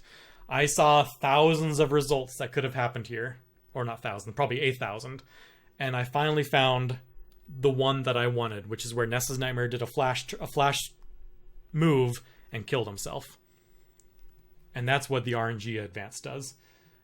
Because it was so far away and the RNG was so far away to get that turn, I ended up doing a couple empty turns. So I have a couple turns here where Ness is just bashing. So there's no reason for this other than to get the RNG far enough forward so that I can hit that turn where Ness's Nightmare will kill himself. Ideally, on turn 3, once the Apollo was dead and everyone was feeling strange, Ness's Nightmare killed himself. Unfortunately, based on where I was on the chain of RNG, that wasn't happening anywhere until I advanced the RNG way forward. And then at that point, it was just faster to get a couple turns out of the way to advance the RNG for me. And then here, I believe the turn that I want is 151 units ahead. So to advance I guess technically to advance the RNG 151 units, you could like press B, which advances the RNG 2 units. You could press B like 80 times-ish with like an AB squeezed in there to advance it 3, and then you could get there. But to get there a little faster, I open up the PSI menu and try to use Life Up over and over again. And whenever you try to use Life Up, it says you don't have enough PP available. And remember, if I said earlier in the run, every time a character is printed on the screen, the RNG advances. So I just open up the menu, try to use Life Up a bunch of times to advance the RNG.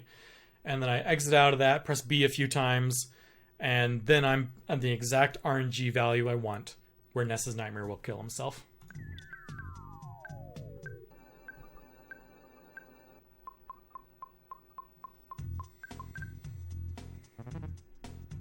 Bam, dead. It's really fun to see this in real time, so I'm just going to let this fight run on its own normally, so you can get kind of the full effect at how it happens.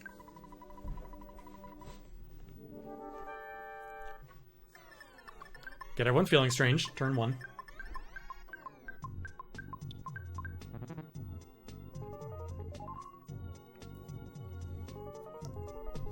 Get Paula dead. Turn 2.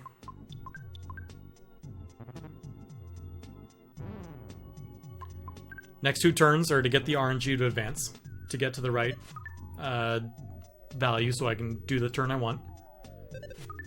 We're almost there. Advance the RNG a bunch.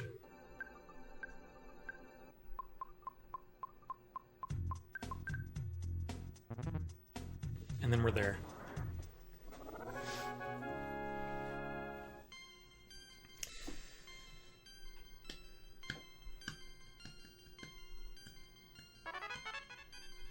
And then it's literally like 4 minutes of levels.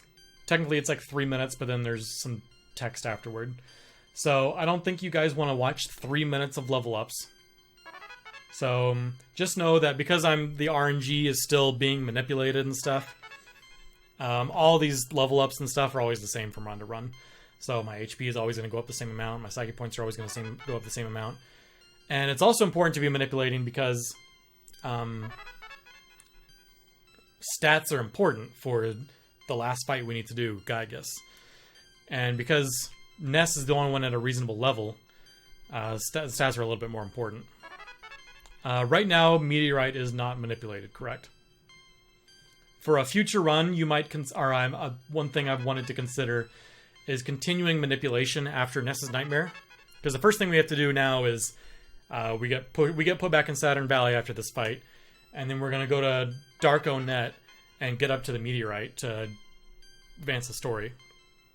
But we have to we're pretty low level, and we're gonna be teleporting around enemies to skip everything. So technically, if you could carry manipulation, since technically manipulation is still live, I'm still always on the same value at this point from run to run. If you carried manipulation further, you could manipulate Dark Onet and walk up to the Meteorite with 0 spawns. That is another potential time save in the future. Right now, no one has ever done that, but it would be another time save. There's lots of little tiny micro optimizations and manipulations you can add into this run to save time. No feasible save reset. If you're going to save and reset, I think at that point it's pretty much a wash, because you spend 25 minutes or 25 seconds saving and resetting the console. So at that point, it's probably not worth it.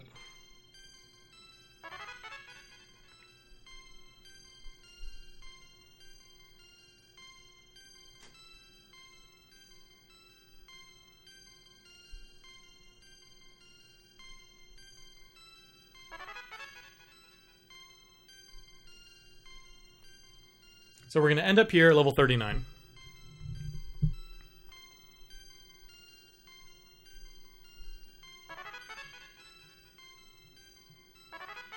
Eventually. There it is. Look at that, we ended up watching the level ups anyway.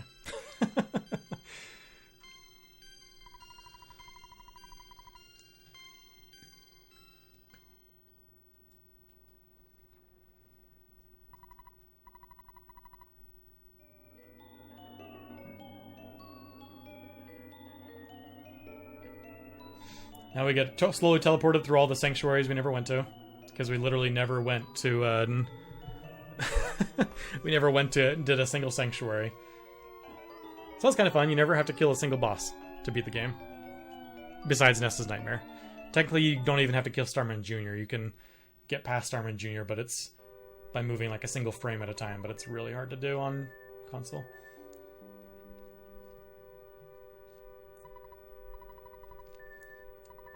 So if someone can come up with a reliable and consistent way to skip Starman Jr., then you can save another 30 seconds or so. But no one has come up with a reliable way to do it on console yet. Wait, who's this bald dude? Yeah. Now apparently we have Pooh in our party too, by the way.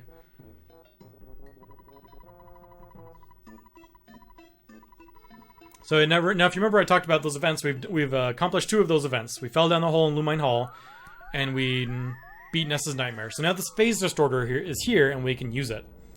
But we have to go get the Meteorite piece in Onet first before we can use it. So we gotta go do that real quick. Technically, that teddy bear is Paula's teddy bear. And we don't want it anymore, so we're actually gonna drop it. It interferes with a Gygas fight if you have it.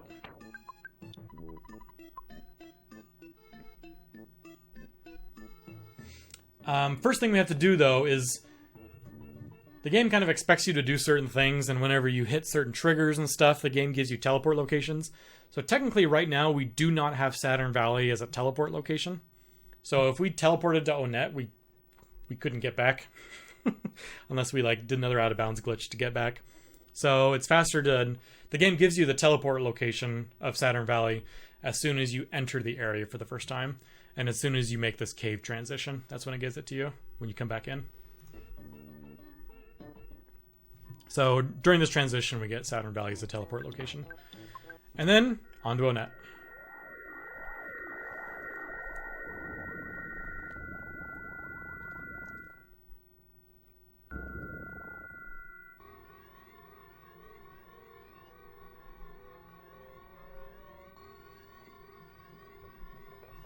So here, like I said earlier, it might be a thing to consider sometime like on a future run to manipulate this place. But if you get into a fight here, considering the levels I'm at, it's probably a death. So I need to avoid fights at all costs. If I get into a fight, I'm probably dead. These are endgame enemies, and I'm not manipulating. I need to avoid them. So, and thankfully, I think on this walk up, I got very few fights, and there were very few spawns.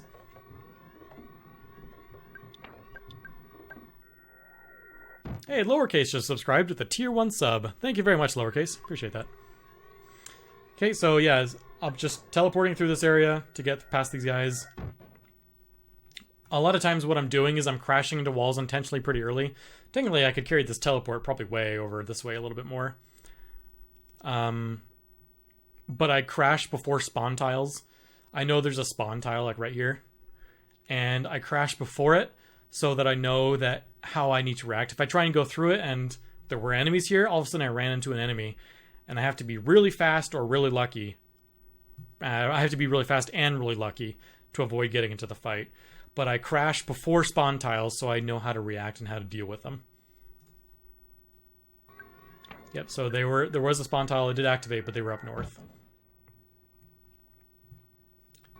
There's another one in this area. That was probably a bad idea to go as far as I did, since there was enemies right next to me. There's also another spawn tile right in this area. There's a couple, I think. So I go over here, so I have time to react to the things in this area.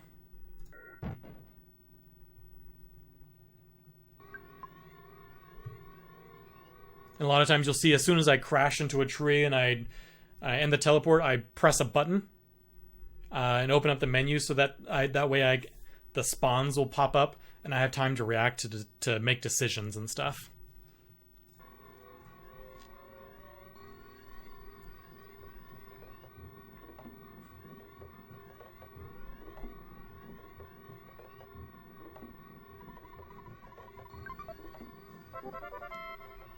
Okay, we got the meteorite. Now we can go fulfill that final trigger of taking the phase distorter back in time. We just have to hand over the meteorite and sleep real quick.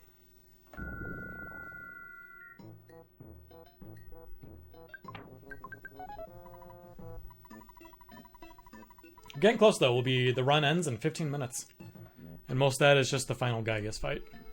There won't be as much to talk about during this final manipulation, or final Cave of the Past manipulation, once we start the Gygas fight.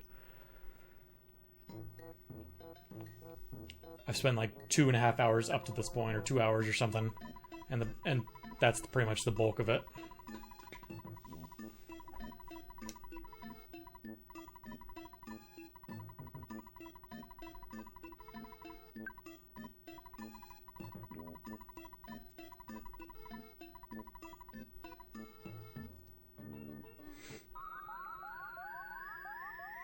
Fun fact is this, because we got Pooh now and we never actually learned Starstorm Alpha, this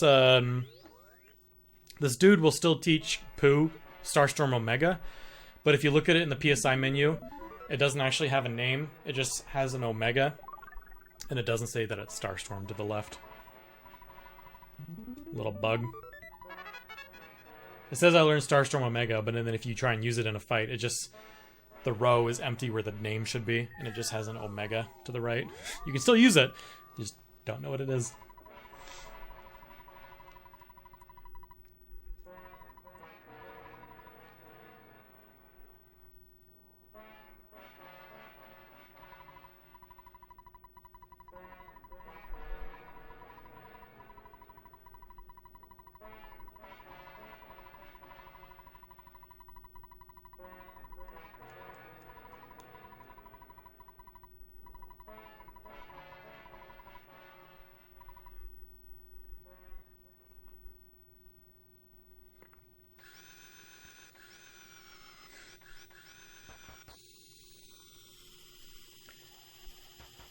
Where's the broken phase distorter? Was it not there? I never realized that. Was it really not there?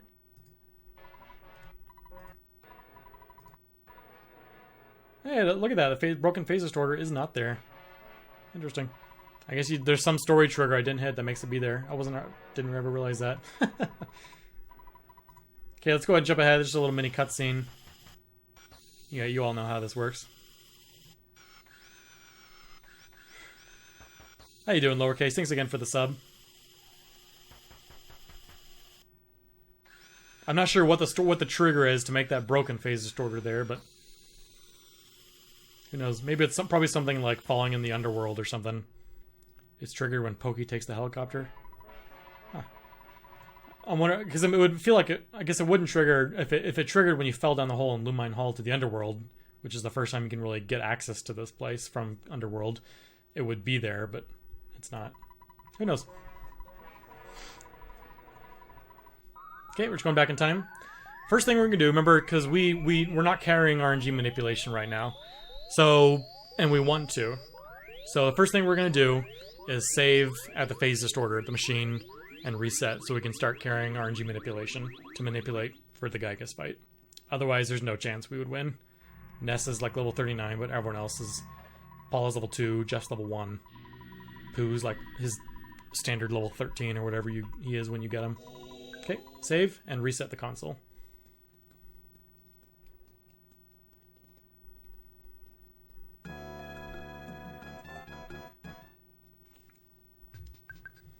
Okay, load the file. And again, all the inputs we're doing are just like to prevent enemy spawns. That's pretty much why we're doing all the inputs through this area. Do a bunch of L's right here, 5 L's. Do an AB in line with this point. And a lot of my movements are unoptimal, but I just do them because they're safe for me. You do 4 ABs in this area. You do an AB in line with this point. I did it late in my run, and I was lucky that it was still okay. Don't do it where I did it. Do it at that point. Do a double A in line with this line right here. I do it in line with the this little point. At this point, you do an A up A and an L.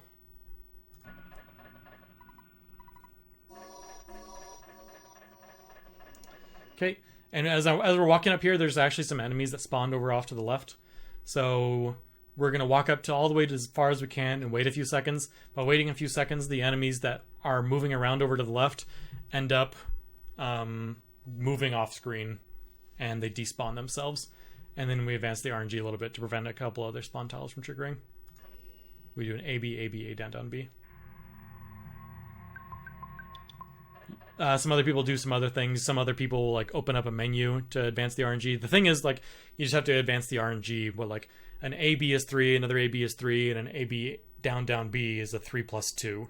So that's 11 total movements. So you just need to advance the RNG 11 units. However way you do that, it works.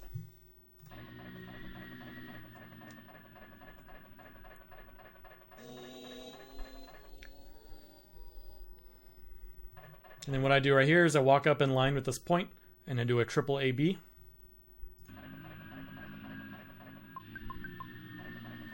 And then this enemy right here is a bionic Kraken. This is where we're going to get the Gutsy Bat. This is how we're going to do all of the damage in the fight. Technically, we could manipulate Gygas without the Gutsy Bat. We could just get like we could just go out of bounds at the... by using a second save file at the phase distorter. We didn't set up a second save file. Regardless, getting this Gutsy Bat is a huge help in manipulating the Gygas fight without having to do hundreds and hundreds of inputs. But right where we are, if we just walked into the Bionic Kraken, he would not have the Gutsy Bat. So we're gonna, by standing here, we're gonna move the RNG a bunch forward, and we're gonna do that kind of artificially by using Paula's bread roll that she starts with on Ness, and then advance the RNG just a few more units, and then we walk into Bionic Kraken, which is the exact RNG value that'll give us a Gutsy Bat. And there's no particular setup for this. You can do this at home if you really want a Gutsy Bat.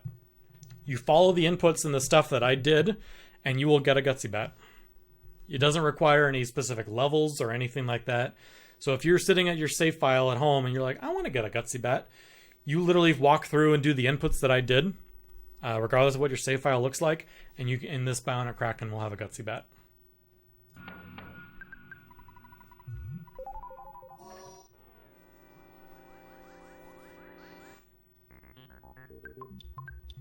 We advanced the RNG just a little bit. Not even name length does not matter because your character name is never printed on screen before the fight starts. So your character names are not affected.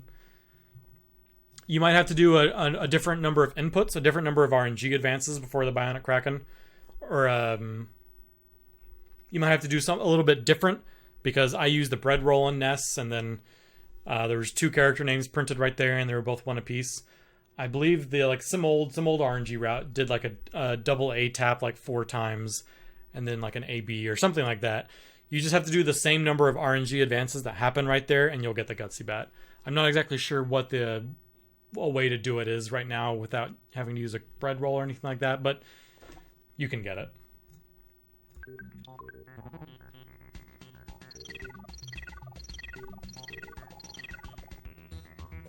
You spy on Bionic Kraken, and lo and behold, Gutsy Bat. Advance the RNG a little bit to get the good run. So this is a key thing right here. There's an RNG 3 line. Hey, what's up, Shentok? There's an RNG 3 line like right here. I'm not crossing it. A lot of other runners walk up intentionally, and they will cross the RNG 3 line before touching this marble. And then avoid, there's one in front of the Cave of the Past door. There's like a vertical line, and if you enter like even in the middle of the door, you'll cross that line and advance it 1 unit too far. So you have to kind of like get in on the really far on the left side to avoid crossing that line. So what I did to kind of counteract that, because I was having trouble with it, sometimes crossing it accidentally, is I avoid crossing it here, and then I intentionally cross it in front of the door. So I intentionally enter the right side of the door and don't cross this one, so that by the time I enter the Gygas lair, RNG 3 has resynced. Do a couple L presses right there. First thing we need to do at this point right here, I'm going to take the Gutsy Bat out of Jeff's inventory and give it to Ness. If I needed to do 2 movements to get the Gutsy Bat out of Jeff's inventory, I'll do an AB. If I had only required 1 movement, I do an A down B. So here it's 2 movements, so I'll just do an AB press. And then I walk left until I'm right, even with this point. Do I believe it's a triple AB. Walk to that point right there, and then just go up. And then the RNG 3 line is like right here. I intentionally cross it and enter the right side of the door. And we got to equip the Gutsy Bat on Ness. Remember, we're still carrying manipulation. You want to guide along the... there's a bunch of RNG 3 lines in here, so you want to guide along the insides of all the intestines-looking stuff. And then above this one, you want to do 3 Ls and an AB, so that you start the Gygas fight at a decent RNG value.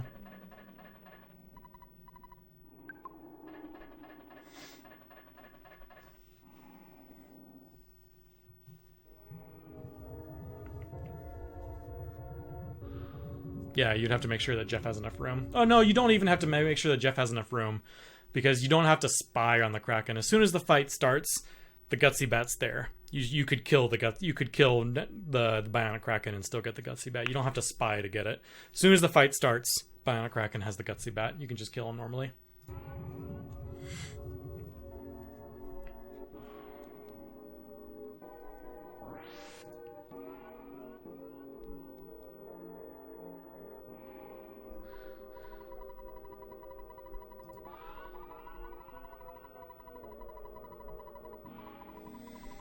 Okay, so the hardest turn to manipulate. So this Cave of the Past and Gygas manipulation was created by another Earthbound speedrunner by the name of Aureliux.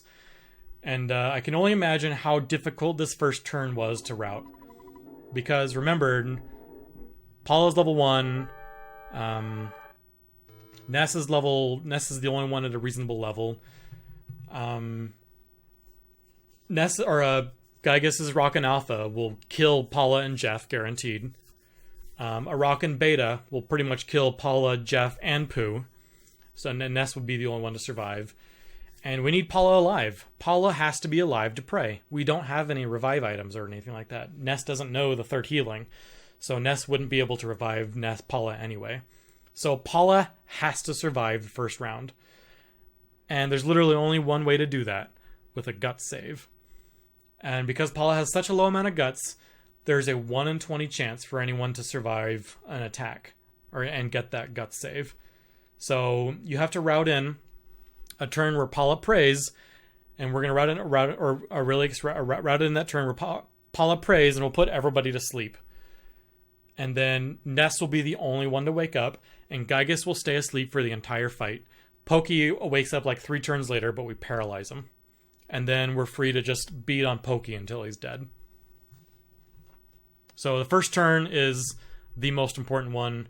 We get a smash on Pokey, everyone falls asleep, and then Ness is the only one to wake up. And Paula survives the Rockin' with a gut save.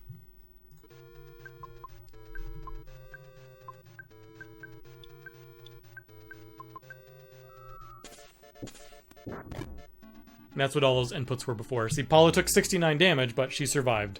She got the gut save. It's critical. If you mash too fast, characters will die at different times in a round. So you have to actually stop mashing A as soon as Jeff takes damage, so that he dies before Pokey takes his turn, because their actions are dependent on the RNG when they get their turn. Not their actions have not been decided until they take their action. So the RNG is changing as text scrolls by and everything, but their attack is not determined until they actually get their turn. So because of that, we have to stop mashing when Jeff takes his damage, so that we make sure he dies at the right time, so that Pokey takes the right turn and everyone else gets the right turn for this manipulation. Remember, we got the Gutsy Bat, so here's Paula praying, putting everybody to sleep. Next turn, everyone's asleep, but Ness is the only one to wake up. And then we can start beating on Pokey. Remember, we have the Gutsy Bat, so it's really easy to manipulate smash hits. He has so much. It's like a 1 in 5 chance at this point. He wakes up this turn, though, so we're going to paralyze him preemptively.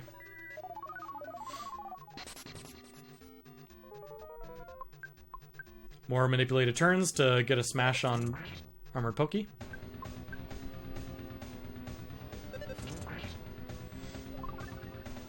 Pooh's awake now. They gotta wake up sometime. And we're gonna use a freeze beta from him to round out the damage and do the 2,000 damage needed to Armored Pokey.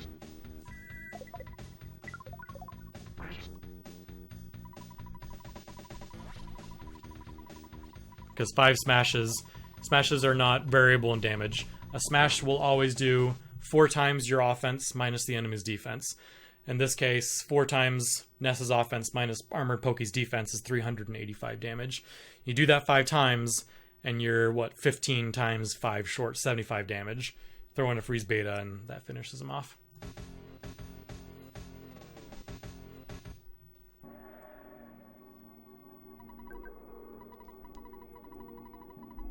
So here we need to do another 2,000 damage to Gygus. So it's going to be a lot of the same, manipulating smashes from Ness, manipulating bad turns from Gygus, empty turns where he doesn't do anything. Sometimes to advance the RNG a little extra, we add in some extra actions because the RNG wasn't at a good value for the next turn, so we just throw in like an extra action to artificially move the RNG forward. So, for example, on one turn, Paula prays just to advance the RNG a little bit more, so you have to do fewer inputs.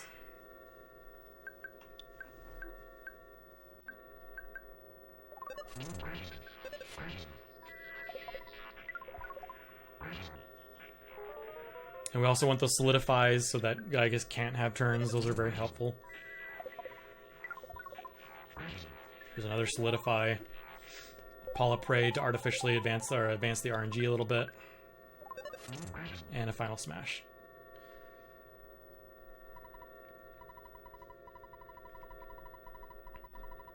Yeah, paralysis only has a 50% success rate against Pokey, so yeah, that has to be manipulated as well.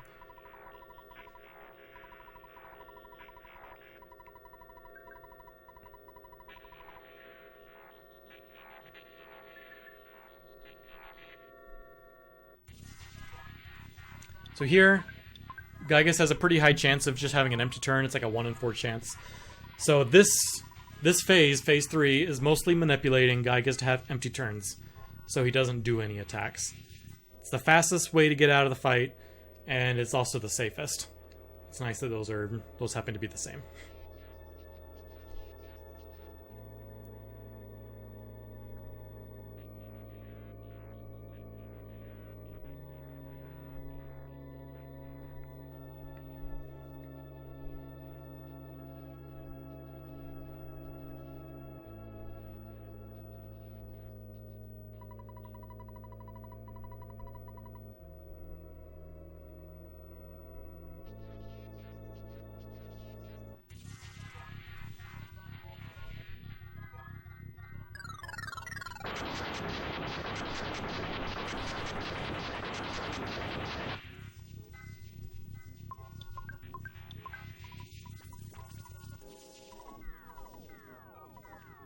So again, just extra inputs.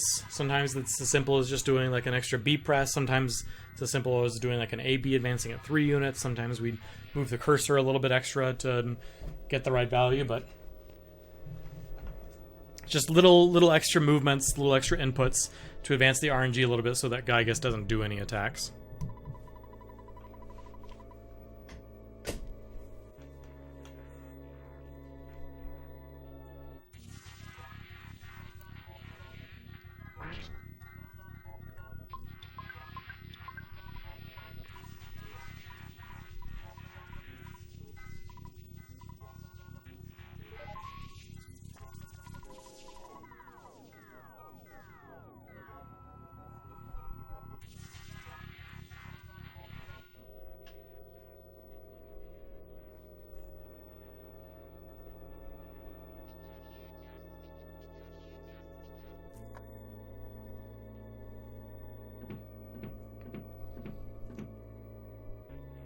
So turn skips are greater than killing kids because of text.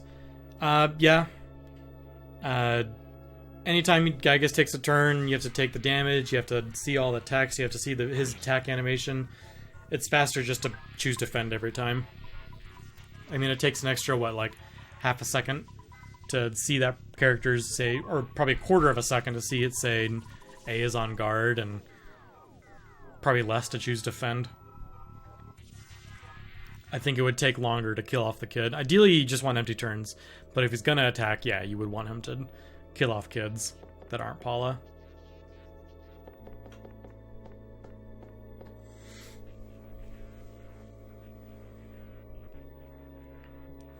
There is one little thing one additional fact I'll be talking about a little later on. There's one prayer that you do where RNG is still very much alive. It's your last little bit of randomness, as if you will.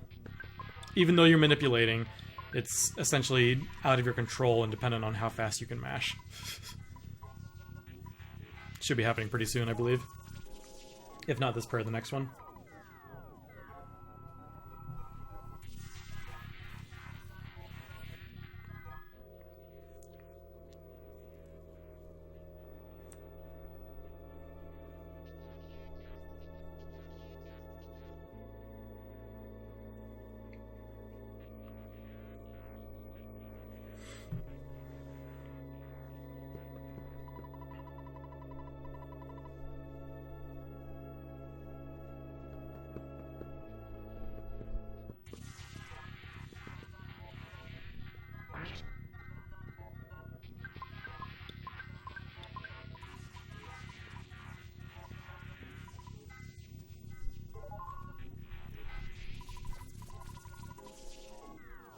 So yeah, this is the fight where there's RNG involved.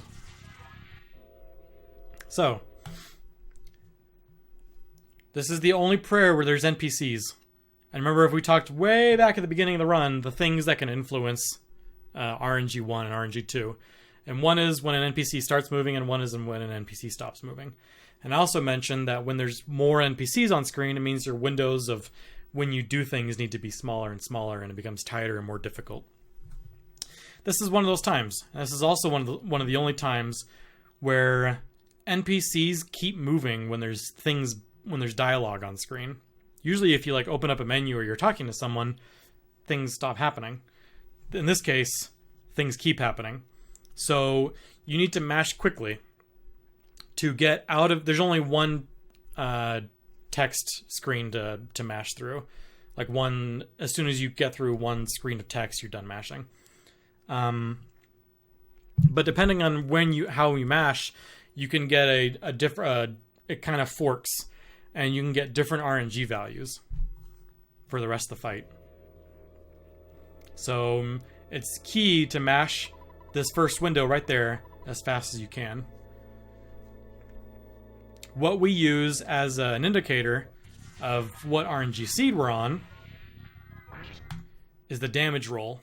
Damage rolls are not consistent. It's not always the same. You would kind of expect something like this as scripted, but the damage rolls are a little variable. So here I'm looking for like two main values, and once I know what I've gotten, I have to change my inputs for the next couple rounds because my RNG kind of value depends on how fast I got the input off and how the NPCs moved as a result.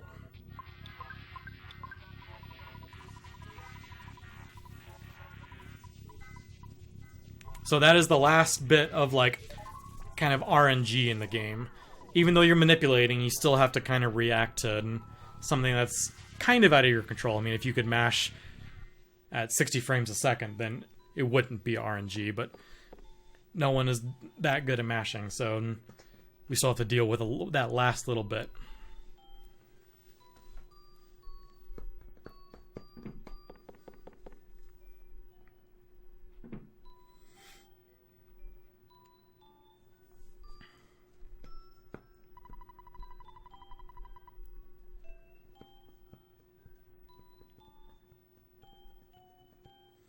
The game can manage 60 inputs a second. Yeah. There's I've seen TASs where the inputs are shown on screen, and yeah, they're definitely... If you watch it like 30 frames per second, it looks like the person is not moving. But if you're watching it at 60, then you can see the direction changes. You can see the inputs happening.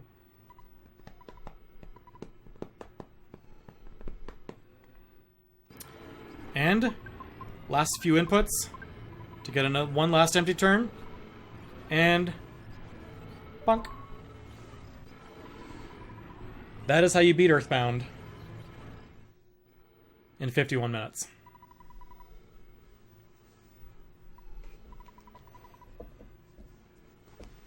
Easy game, to be honest.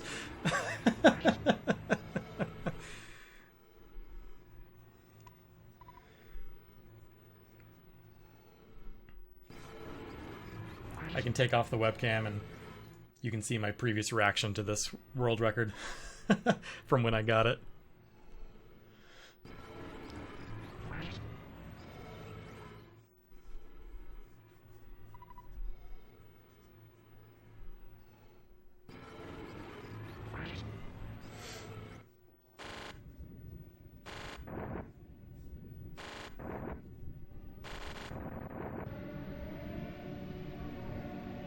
The pacing is pretty bad, but it's a decent game. It's a shame that it's so short, you know? 50 minutes? What kind of RPG is only 50 minutes long? Wish there was more content. Staff in chat. No terms of service broken here, boys. Cursor doesn't count as actual staff. He's... No, he's staff.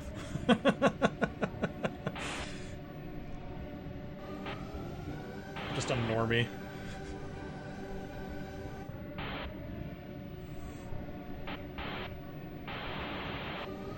I've actually met Recursive in real life. He's a good guy.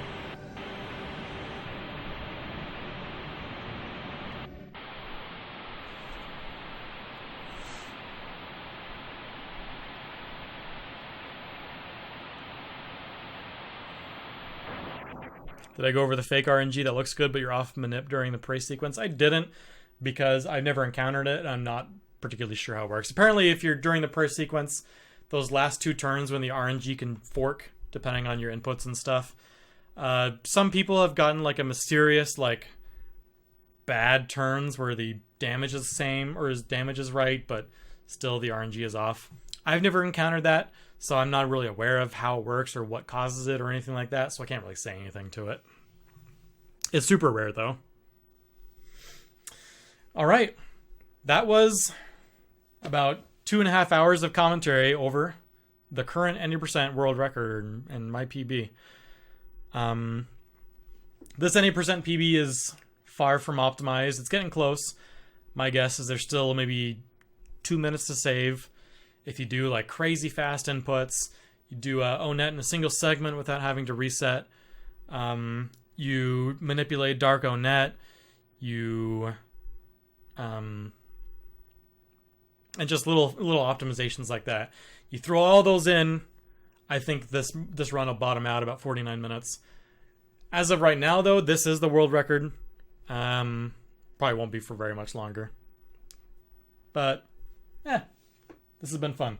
Hope you all enjoyed this commentary video. This was an absolute blast for me to do, to kind of do an information dump on you guys. I know my glitchless commentary video has been a very well-liked video on my YouTube channel. And a lot of people have been asking for me to do additional commentary videos and other runs that I do. I would still like to go back and do some commentary videos on some other runs that I've done, like Lufia 2 or things like that. Maybe I'll do a commentary video over like Golf Story or things like that. But for now, this is where we're at. Hope you all have a wonderful evening. And I'm going to cut stream and go to bed. Thanks everyone for hanging out, for contributing questions and whatnot. You're all wonderful. Thanks for the subs and the bits and all that. I love you all. You have a great night.